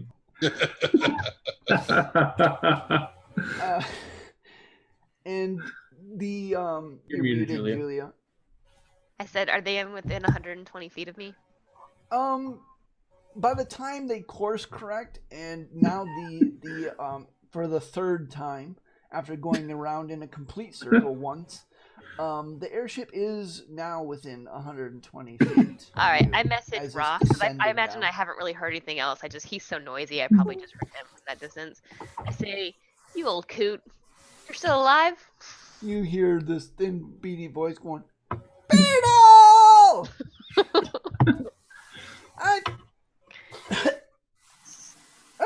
I need a drink. These guys are hard. They're not very forgiving folks." My guys? "Well, I only turned us around in circles once." Oh, don't listen to them. Their barks are worse than their bites. You scratch them on the behind the ear, they roll over and show you their bellies. All three of them. Especially the dwarf. Hold on! Ly'kam, all of a sudden you feel something scratch you behind your ear. I look over and I just put my arm down and push him back a little bit. And by this time, the rope net is now thrown over, and you see kind of this bald-headed, scrawny-figured wizard with a long gray beard poke his head over the railing and look down at you, Beetle, and goes, "Didn't quite work the way you said, but I'll keep working on it." What? Scratched by the ear. He didn't flip over. Oh. Uh-huh. And And Beetle will call out to the others. Our new ride is here? You bet your ass it is. Elsbeth stops what she's doing and kind of looks up and she goes, well, at least they didn't destroy that one. It's going to be 6 months cleaning up the city. But Emeraldi calls down, well, you guys are coming up. Bring some good ale with you. We got some celebrating to do. I think we're going down first, Emeraldi. What? that was a oh my no. Banner swings down below because he wants to inspect Dawn and make sure she's not like now a cripple. Emeraldi pokes out his head and gets just a little kind of woozy. He's never climbed a rope this long and so high. When I get down, I say, did you miss me? Took you all long enough to get here. I was beginning to think you wouldn't show up. Banner, Again, you all took the slow way. Banner completely ignores Don's smart-ass comments uncharacteristically and gives her a pat on the shoulder.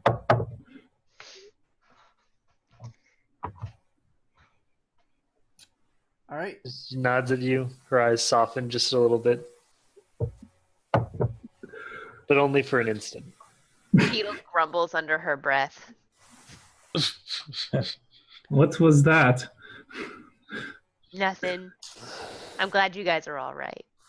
You idiot. Emeraldi finally slowly touches ground. All right is a bit of a overstatement. The bones still ache from yesterday.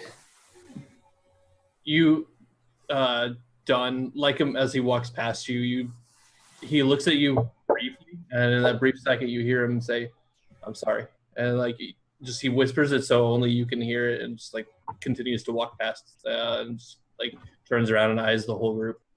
Actually, as you say that, Don's going to turn to you and actually grab you by the arm and say, "Look, you have nothing to be sorry for, Ly'kam." She'll say it for everyone to hear. And she'll say, when we go into these fights, at least for me, we do it knowing what could happen. And, well, I don't expect any of you all to risk your lives. Well, more so than just regularly fighting. It's, I guess what I'm trying to say is if it comes down to choosing between saving one person versus risking the entire group, well, you know what I'm getting at. Thank you, everyone, for what you did to help me, but... Don, that was probably the most paladin-like statement you have ever made. I'm very proud of you. But I'd hate to get into the afterlife knowing that something that I did caused suffering for all of you all. I'm just thankful I didn't see you there. I wouldn't mind if you all risked yourselves for me. I'm just going to put that out there right now. I second Banner. Velis, yes. Banner, no. I'm sorry. I growl at Ly'kam. Emeraldi opens his arms, hugs for everyone. We've gone through a whole lot. Yeah, Ly'kam steps back. I grab Ly'kam and pull him into a group hug. I'm like, you're not getting away, old man. I sneak up behind Ly'kam and jump on his back and hug him over the shoulders and just bear him into the group. Beetle, uncharacteristically, is a little aloof, and she seems agitated. Are you all right, Beetle? I'm fine. You're kind of grumbly. I'm fine. Dawn didn't almost just die, and she just burst into tears. And I couldn't. And she just starts sobbing. She loses her shit. Beetle, it's... Hey, I have some really cool news. The pleading gaze, fix this. I don't know what to do. I can fix it. Beetle, there's all kinds of magic chests on the ship. There There's like at least 6 chests for you to unlock, and one of them is definitely magic. Is Tank still kind of in one piece? Yeah, he hasn't moved since you jumped off the ship, but he's there, and we secured him to the ship. Okay, Yes, Beetle at this point is clinging to Dawn's leg and is like wiping her eyes like on Dawn's like robe or whatever, and she's like, "Okay." It'll be okay. It's all right, Beetle. We've all had a few close calls here and there. Not that close. We almost lost you. Yeah, I'm pretty sure we can't resurrect Paste. From behind you, you hear a stern voice saying, "In the last 2 months, I have lost over 200 soldiers. I apologize if I don't feel your pain." And she kind of walks off. Hey, that's no reason to be callous about life now. What a ray of sunshine, Dawn mutters to no one in particular. Beetle officially hates her now. Is that Elspeth? Yes, Elspeth. Banner turns to everyone. He's like, "I'm gonna punch that lady later." Easy, Hey, lad, Darren. Who the says. hell was that? That is Lady Elspeth, the captain of the Knights in Silver and the follower of the Red Knight. She has been the savior of this city, and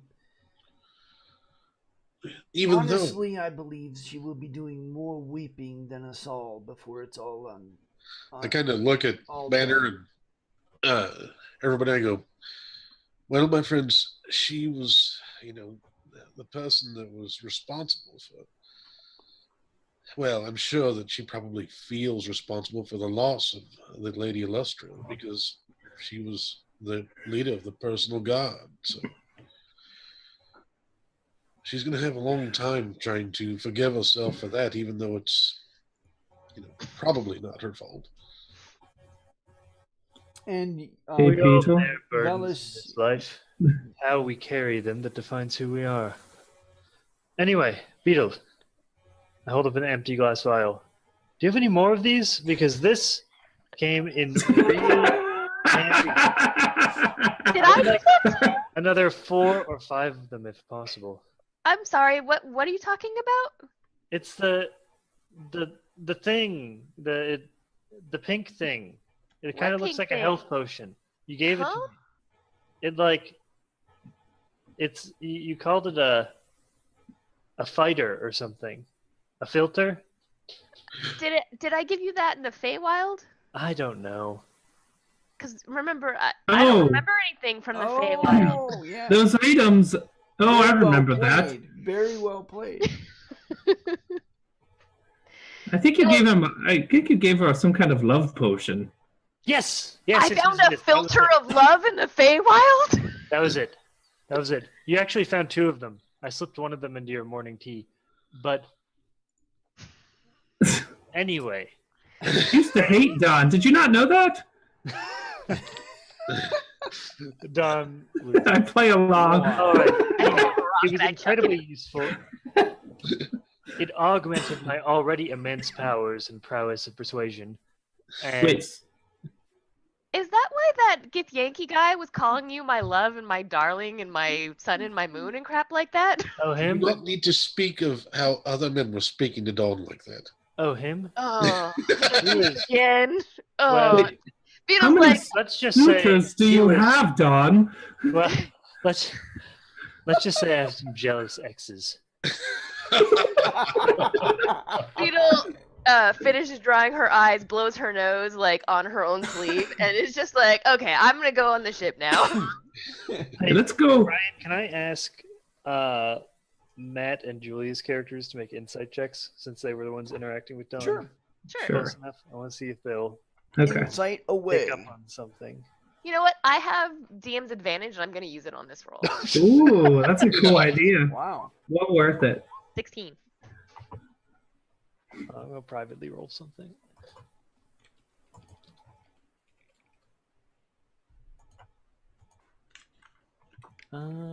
Where is this number? Oh, here it is.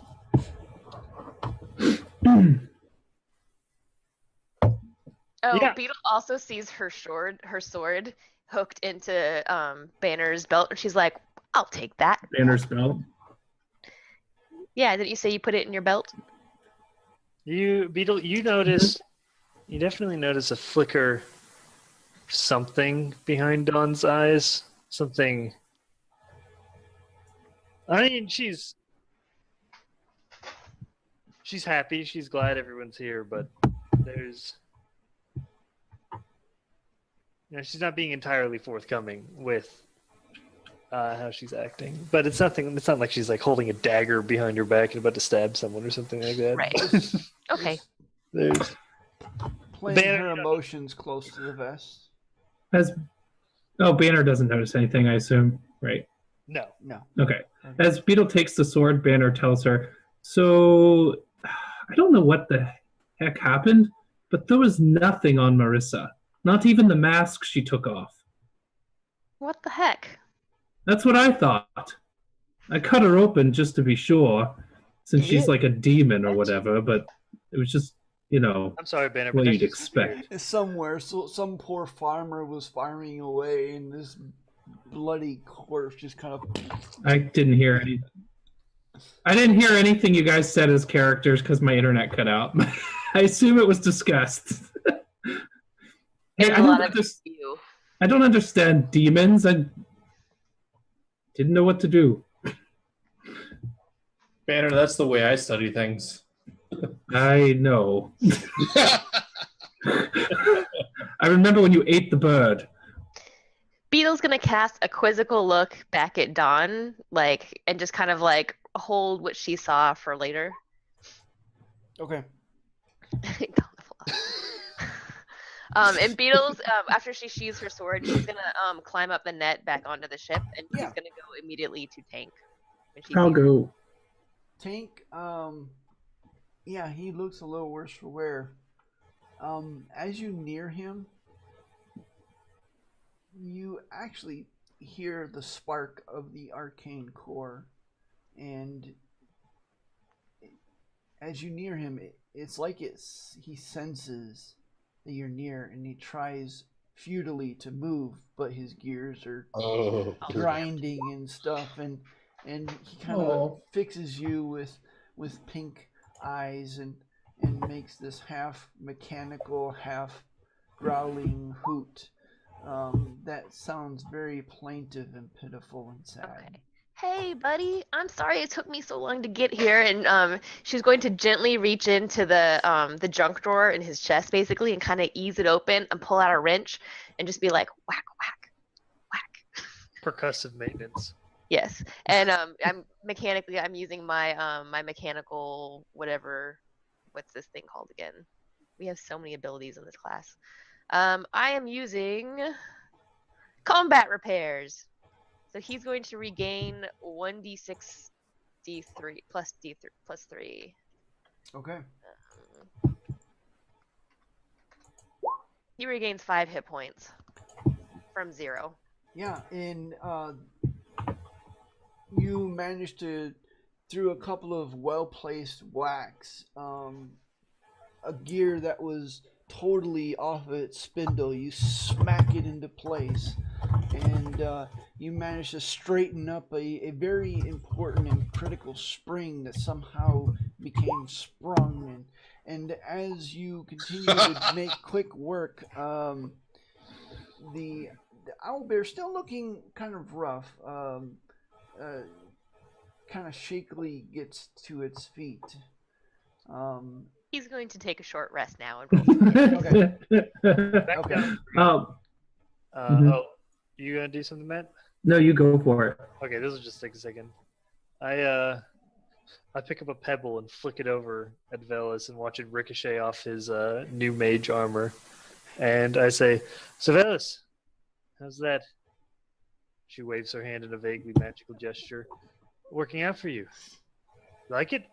I do. It's quite fabulous. Of course, I can't see it, but it has.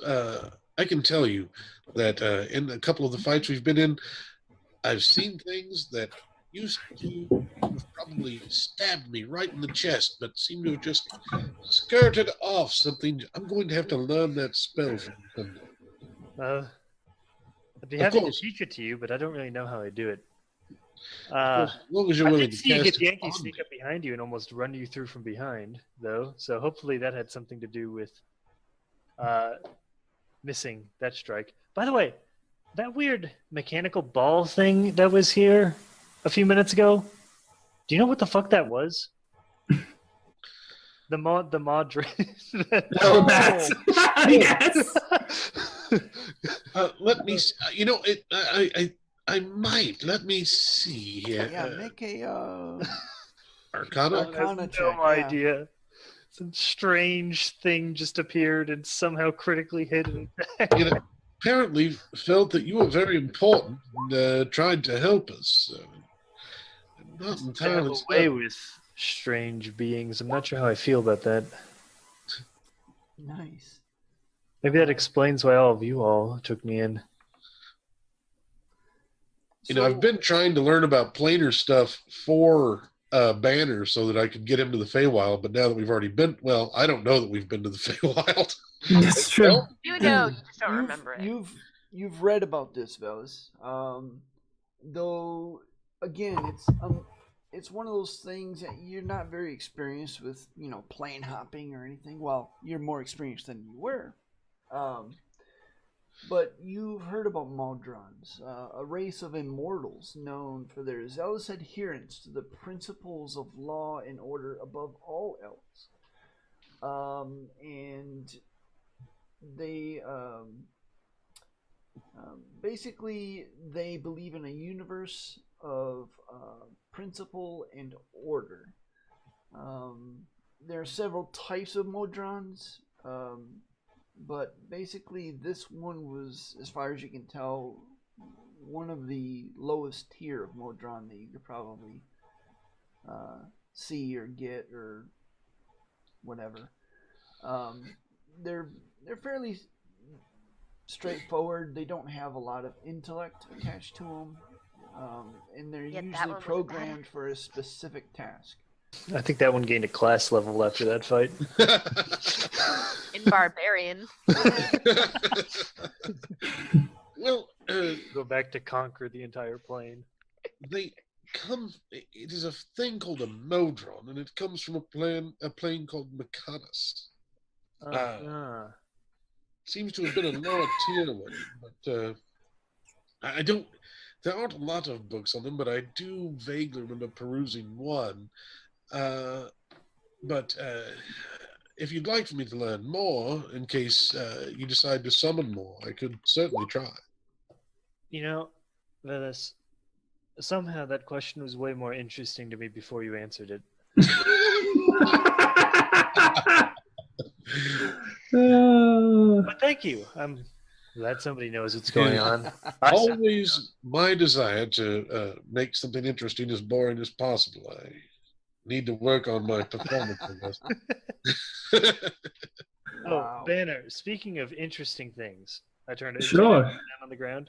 I'm still here. Yeah. I have to come clean about something. So, when we were in the Feywild for a while, we took that trip. I vaguely remember. Well, I know some people have been having some difficulties things about that particular excursion of ours. Well, while we were there, I kind of took this, and I pull out. Dawn holds up a health potion, and she looks at it. Wait, not that. Puts it back in and pulls out a small glass sphere that was still glows with the faintly luminous light. The drift globes that were in the hallways of the the corridor where we stayed. I said, just kind of look sheepishly at you. What is that? It kind of orbits around me. Those It's a drift. Well, no. As a player, I know what it is, but Banner's not the type to look at the lights in the hallway. There were glowy things in the hallway where we stayed. It was very pretty, and so you stole Talia's. I want to say light bulb, but I realized I can't say that. So you stole Talia's candle? No, well, she paid me for it, for the services we rendered. She just doesn't really know that that was part of the plan.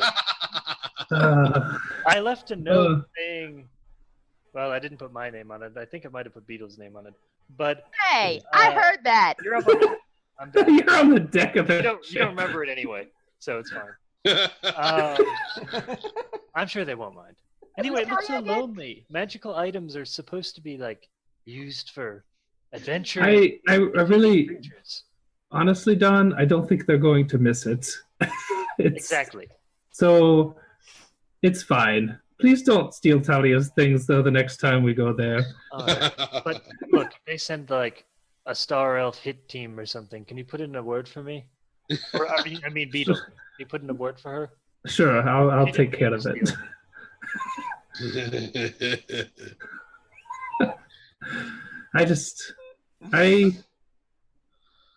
I'm just glad Don's alive. I'm just like, it's all right. It's the wrong time for. I'm not going to get mad right now. It's just not going to happen.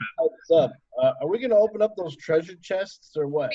First, Beetle's gonna call down to Dawn because she's still on the floor and say, "Hey, get my boots back from what's his face."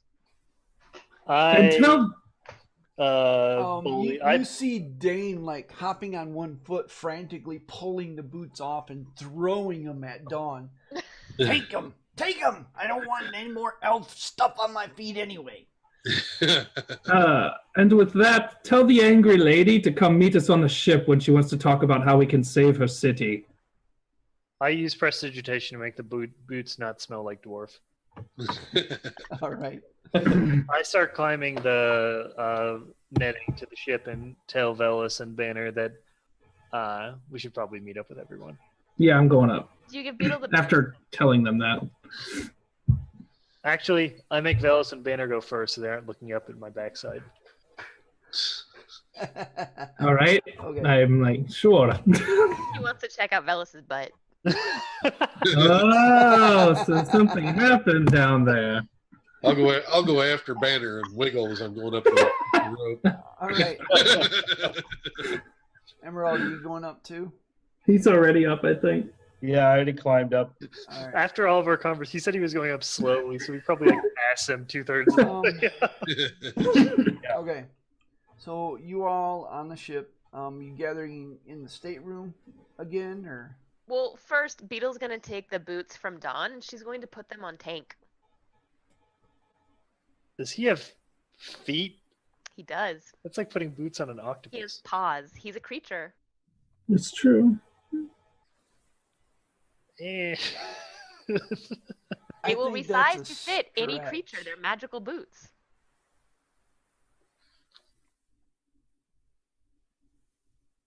I'll come back to that one. Okay. You said you were going to give him disadvantage on stealth checks, and Beetle can't have that. So. Dawn is just fascinated walking around the ship with the drift globe just floating around behind her. I mean, to be fair, it'd be like a dwarf in plate armor, right? Yeah, which is why I'm putting my boots of stealth on him, because just to cancel it out.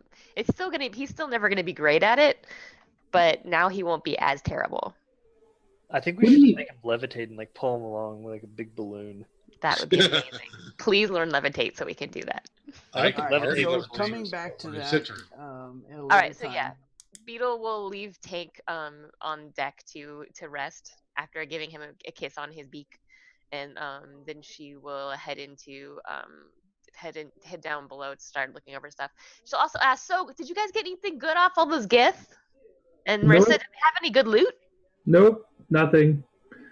What? Nothing? I told you there was nothing there. There was some frog's legs and random other warlock crap that I used to cast spells, but... What about the gift? They had some cool stuff. Emeraldi checked those bodies. Did you find anything, Emeraldi? No, I would have. Well, where are they? I'll look. They have to have stuff. Emeraldi said he checked those bodies, just to be clear, before they were thrown overboard. No, but Emeraldi checked them first. He did say he was checking. Emeraldi checked them first, just to be clear. The DM told me there was nothing on them, so I moved on. Yeah, that's what I thought. All of them? Yeah. He checked. I saw Emeraldi look.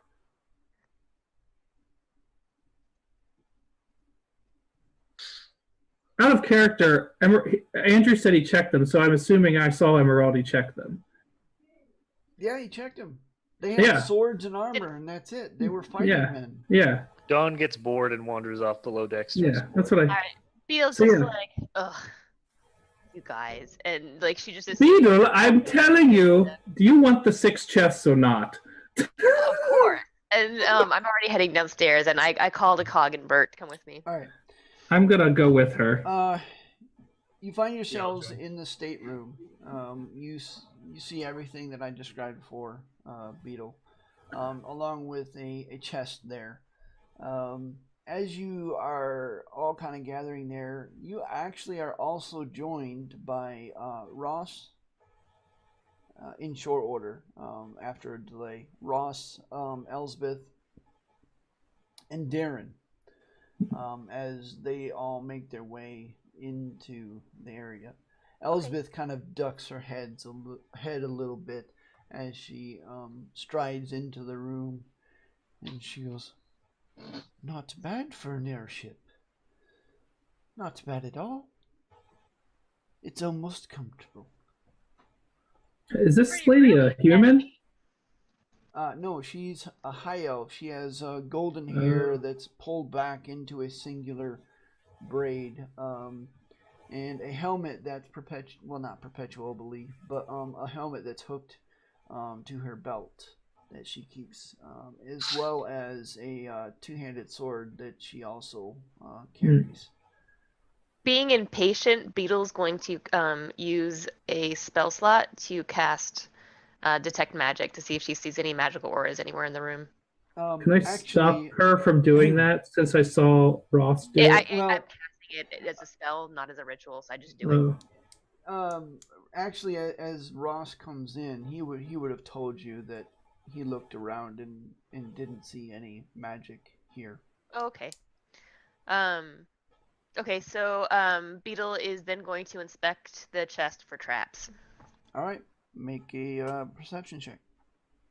Is there a bookshelf? There's a couple of bookshelves along the wall to the left as you walk in. I want to investigate the bookshelf to see if there's like a hidden book where if you pull it, like it opens a secret door or something. Okay. Go ahead and make a perception check for that. Don read a fairy tale once that had Beetle, you don't see any traps per se at first, and then as you're like, no traps, and you start to perhaps go on to the next step of your process, something makes you stop, and then you look down, and your toe is like mere centimeters from a pressure plate, and if you had leaned forward, it would have depressed it. Maybe it's the pressure plate that opens the chest. You step on it and the chest. Everybody, don't move. Just stay where you are, and I'm going to start checking everywhere in here and make sure that there's no other traps. As you do that, you say that, Dawn, as you're looking, pulling. I have a book like halfway out of the shelf. And you hear a click. Oh no. I'm not standing next to Don. And a acid cloud poofs out of the chest in front of you, Beetle, as you take 10 poison damage as it kind of sprays in your face. Beetle or Dawn? Beetle. So Dawn pulled a book on the shelf. On the other side of the room in the chest. And it made the chest squirt poison. I don't think you can blame me for that one. And everybody else just kind of freezes. Emeraldi comes to Beetle's aid and lays on a hand for 10. All right. Thanks, Emeraldi. I didn't do that. Uh-huh. I kind of slide the book in behind my back. Who designs a trap that triggers on the other side of the room? A psycho like Marissa. Beetle's gonna examine the trap and see if she thinks she knows what it does. Yeah, make an investigation check. If I have to poke and prod it to do this, then I'm using my mage hand from a distance of 10 feet. Okay. Can I assist? Oh yeah. I guess I didn't need to. I look at the title of the book that triggered the check. So you begin looking and using your mage hand, and at first it was kind of difficult to find, but then you started finding like these tripwires and triggers and stuff, not just in front of the chest, but all over the room, attached to books, attached to the chair if someone were to lean back too far, things like that. As you begin seeing all of these traps and triggers, you also find tracing them back to various pockets. Essentially, these acid vials and poison vials and explosive little pieces all over the room. The entire room is wired. The beetle looks around. She's like, "Oh, this is gonna be fun. I'm gonna have so many new toys." All right, she's like, "All right, I'm gonna need everyone to step out." And when I say step out, I mean retrace your steps. If you can teleport out, that's even better. This room is rigged. Everything is rigged. Get out. I tiptoe my way back to the door. Ross kind of looks around and he says, "Huh, I slept in here last night. Wow. Oh, right. Ow. Are you sure you couldn't use a hand?" And his mage hand kind of goes up and goes, Ross. "I'm going." As everyone else leaves, Dawn is just going to lean against the interior wall and just watch her work. Beetle rubs her hands together, and her mage hand next to her is rubbing up and down like it can rub against something too. Before Beetle starts, Emeraldi casts guidance just in case Beetle may need a dexterity check. All right. You are so guided by Baronair's holy light. And enhance ability. And enhanced ability. And standing by with Ben Luck as a last resort as well. And oh no. Velis looks over at Beetle and goes, "The beetle on the tank goes round and round. The beetle on the tank goes round and round." And gives her inspiration. All right. Wow. As we're leaving, I pull Ly'kam and Velis aside and I go, "Guys, while those two stay in there, we need to go name the ship." Does Dawn hear this? No, I wait for the door to shut with you inside, and I whisper this to Ly'kam, Velis, and Emeraldi. You just made an enemy. Yes. I go, "We don't want them involved in this. We need to go paint the name on the ship now." I join him. All right. I'll come back to you guys in a minute. Beetle. Yes. All With right. the exception of Dawn, who's carefully not, making a point not to move too much. What do you wish to do? Okay. Are any of the traps attached to the chest? Apart from the one There that was, already went off. yeah, there's a few of them.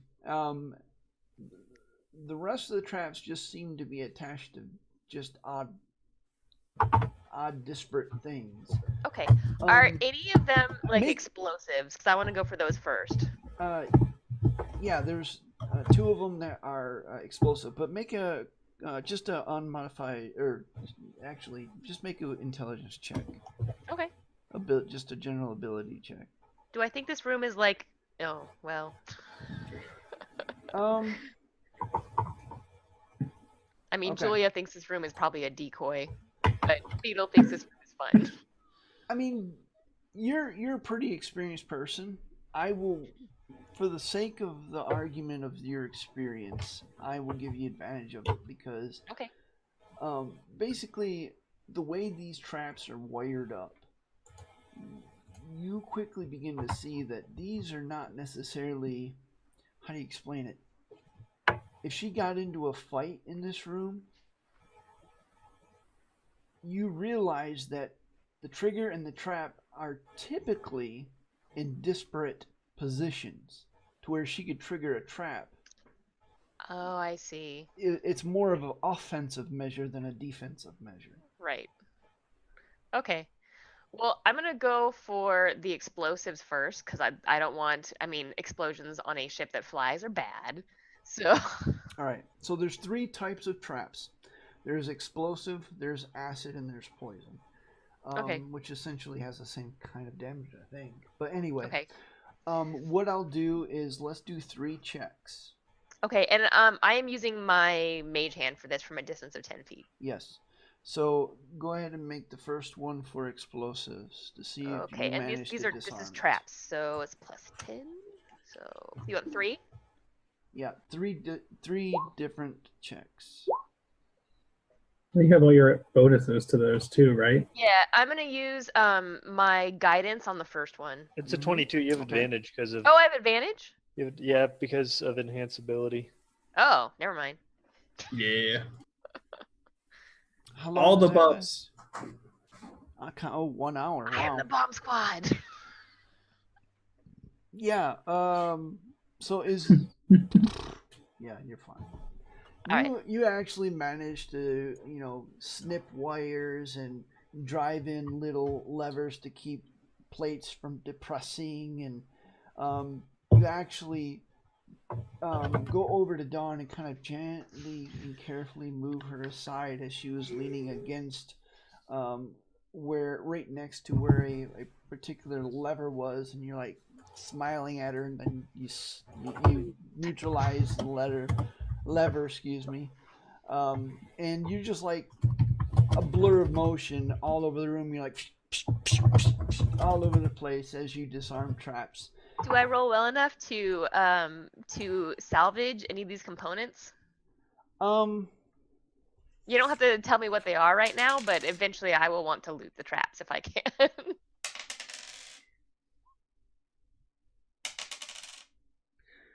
You managed to get both explosives, 1 vial of acid, and 1 vial of just kind of generic poison. I very carefully stash those away in the bag of holding. Along with several short bits of wire and a few springs and sprockets, things like that. My favorite. Yep. Great repair I'm parts. also kind of studying how these traps were put together because Beetle has never really studied traps much, but this fascinates her. This level of psychosis is interesting. Mechanical Yes, psychosis. you by the it takes you about a half hour of going here and going there, and little beads of sweat going down your brow as you reach this delicate moment, and through this process, you disarm no fewer than 9 different traps. 2 of which were explosive, and the rest basically split between poison and acid. Okay. Now, when I'm done, am I reasonably sure that the room is safe now? Yes. Unless you want to make one last check around, you can do a perception check. I do. All right. Just to be extra careful. Absolutely. You feel confident. I mean, after 9 traps, come on. All right. You totally believe this room is clean. Awesome. Beetle is going to go and she's already checked the chest for traps. Mm-hmm. And she's already she's going to check it one more time just to be extra safe. All right. While she's doing all this, Dawn will eventually pull out her flute and start playing it. All right. She's proficient in the flute. It's never come up before, but she is. Make a performance check. Yeah. Beetle Dawn is really distracting at this point. It's my wife Lori in the background. It's just nice background music. Yeah. It's a nice melody, and it's quite distracting. My toe It's starts haunting tapping. beauty as you're kind of looking at the chest. As far as you can tell, it's not trapped. All right. Is it locked? It is locked. It's a jaunty tavern flute song. All right. That doesn't fit the room at all. Yeah. Having provides? spent a good amount of time disarming the traps, you make short work of the lock as it pops open with a audible. Anything good in there? A deadly trap that's about to kill me. You That'll be all right. open the chest. The first thing you see, laying on top of everything, whoops, I didn't mean to do that, is the now familiar orb. But, okay. It was inside the room, in the chest. Mm-hmm. Yeah. And that should be in your journal now. Okay. And I'm giving you the basically you know what this orb does. Yeah. Even though I didn't actually tell you out of character. You also find a 100 platinum. Wow. 2,100 gold. And It's a big chest. 8,000 silver. You also see a curious looking cloak that, as you stare at it, seems to shift in color, in size, in fashion. And you see two fairly large potions of looking at it, you can tell they're two greater healing potions. Okay. I'm going to spend 10 minutes and cast Identify on the cloak. Okay. Don continually asks what you found. I hand you 2 greater healing potions. And I say, look, we have a lot of money. What's the cloak? I don't know yet. Hold on. About 5 minutes into the ritual, she goes, "Have you figured it out yet?" No, we're not there yet. Don't make me pull over this airship. All right. Yeah, you are able. Hold on a second. Let me look at it. I know I had it. Dawn amuses herself by turning the drift globe on and off repeatedly, illuminating and then darkening the room. That is now in your journal. It is Click called the the links. Cloak of Many Fashions. Oh, that's from Xanathar's, isn't it? It is. I think so. No, it's not. Is it? Did you make it up? It is. Oh, it is. Okay. Yep.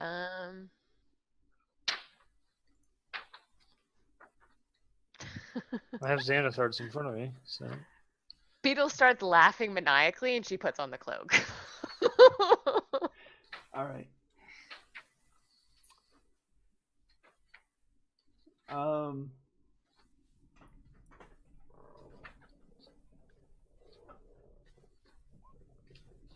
As you are looking through that, the door creaks open behind you.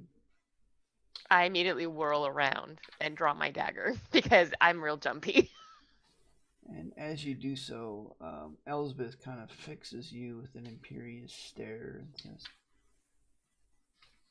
says, well, I found 3 chests in the hold. It appears that they are directly from the Silverymoon treasury.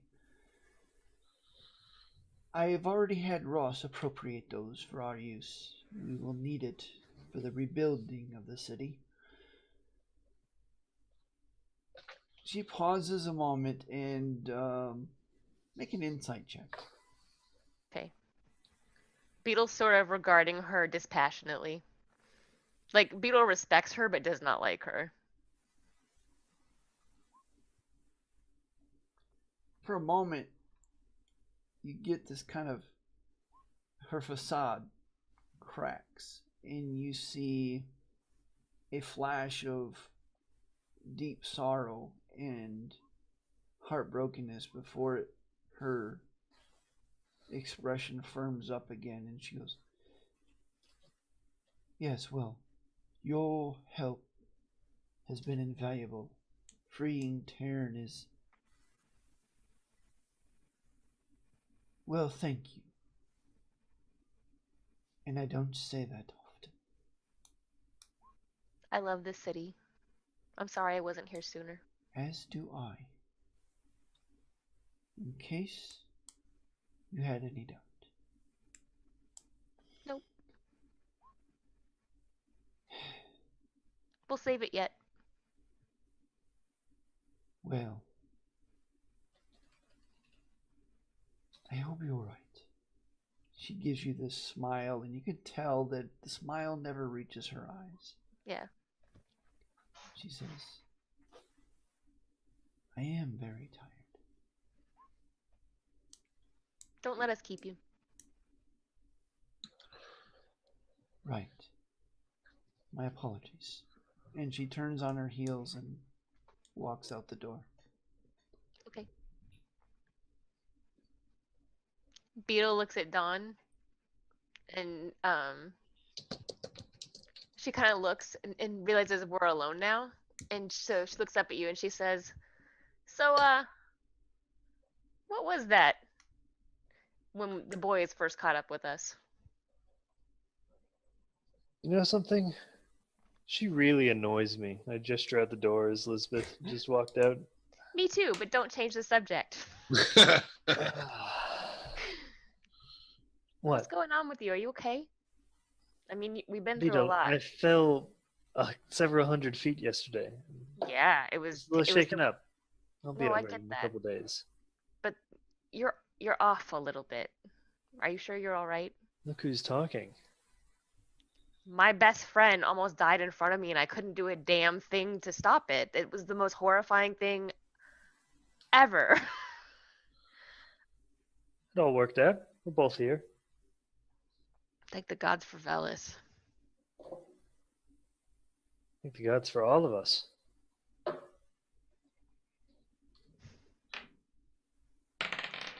But if you weren't okay, you would talk to me, right?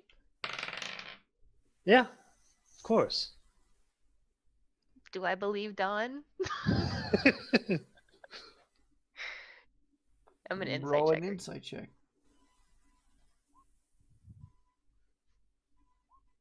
I'm using Ben Luck.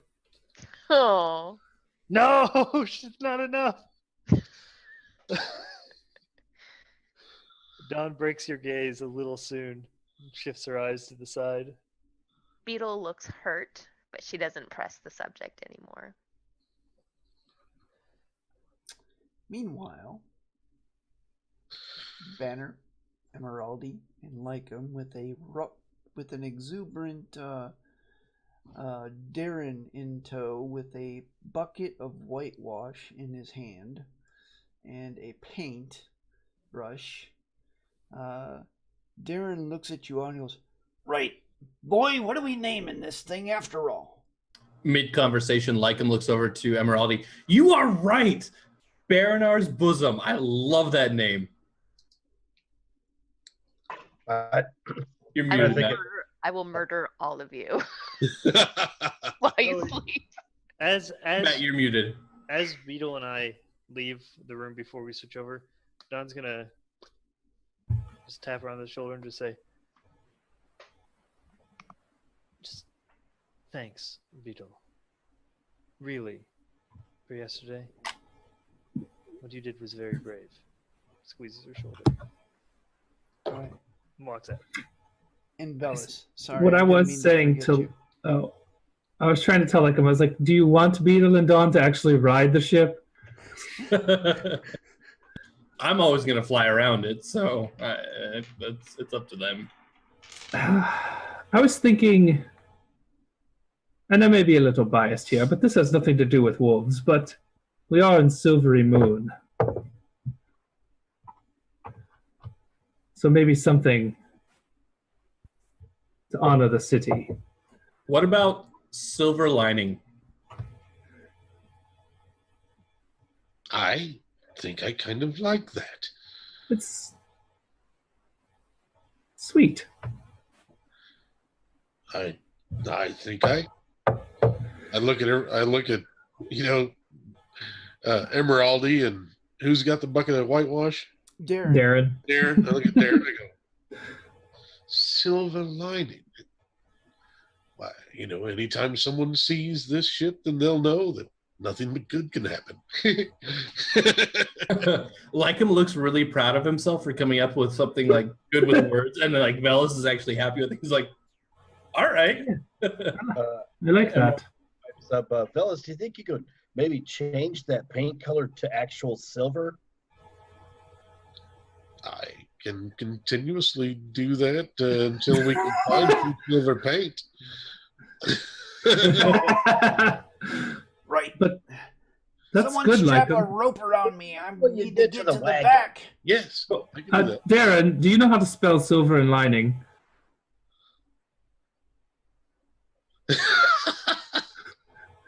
I'm asking. Of course I don't. do. Well, I don't, so I thought I'd ask. It's He does in S- Dwarven. Oh, wait. It's Sylver. No. I'm pretty sure that's not right. Lyneng. Yeah, that's it. Right, Velis? That sounds right to me. For the love of God, someone correct him. But not me.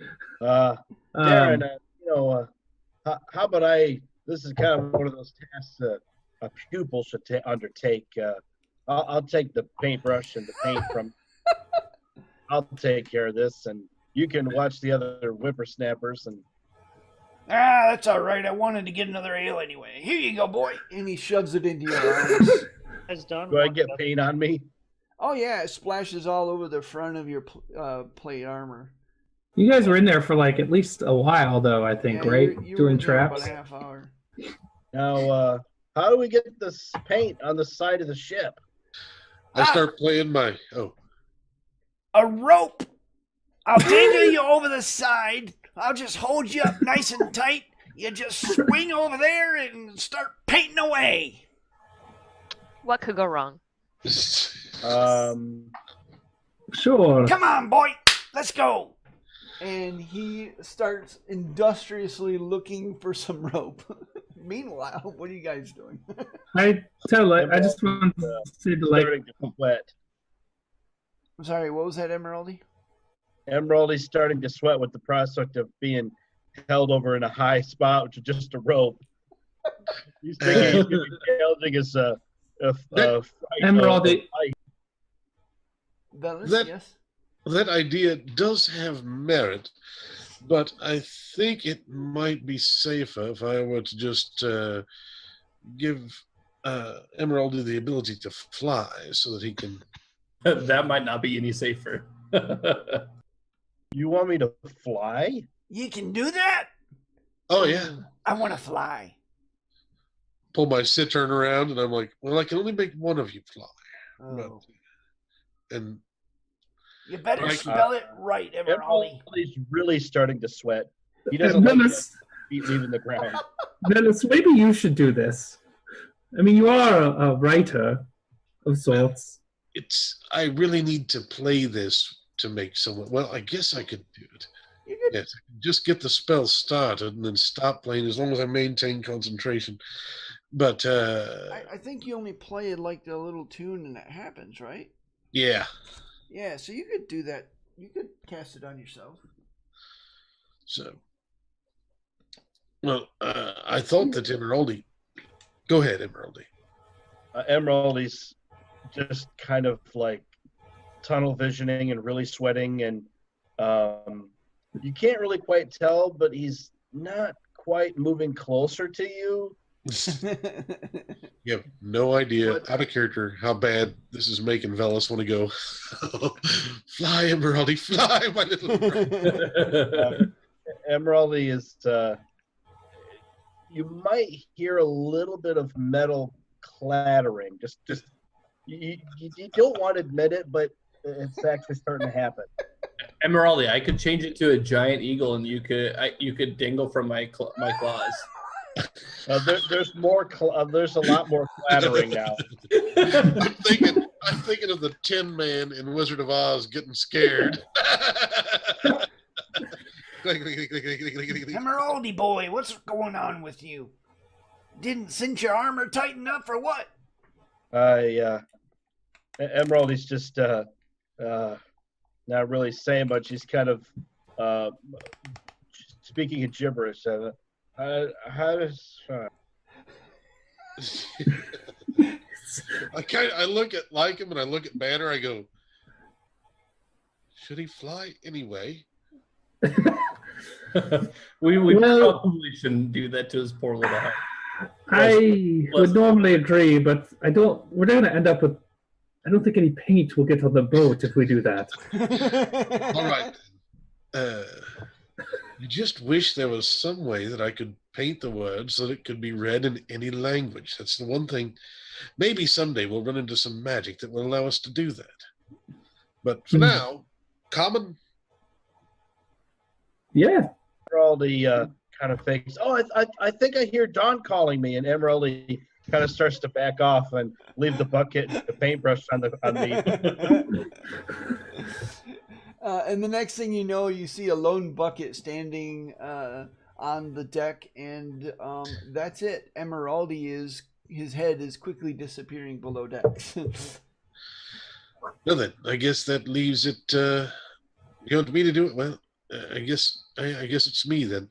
So I'll pull out my cittern and strum a little tune, and then I'll fly over the side and start painting the silvery lining on the sides of the ship. All right, and you do so with Silver a lining. certain amount of flair, as the script is flowing and beautiful, and very neatly placed, right?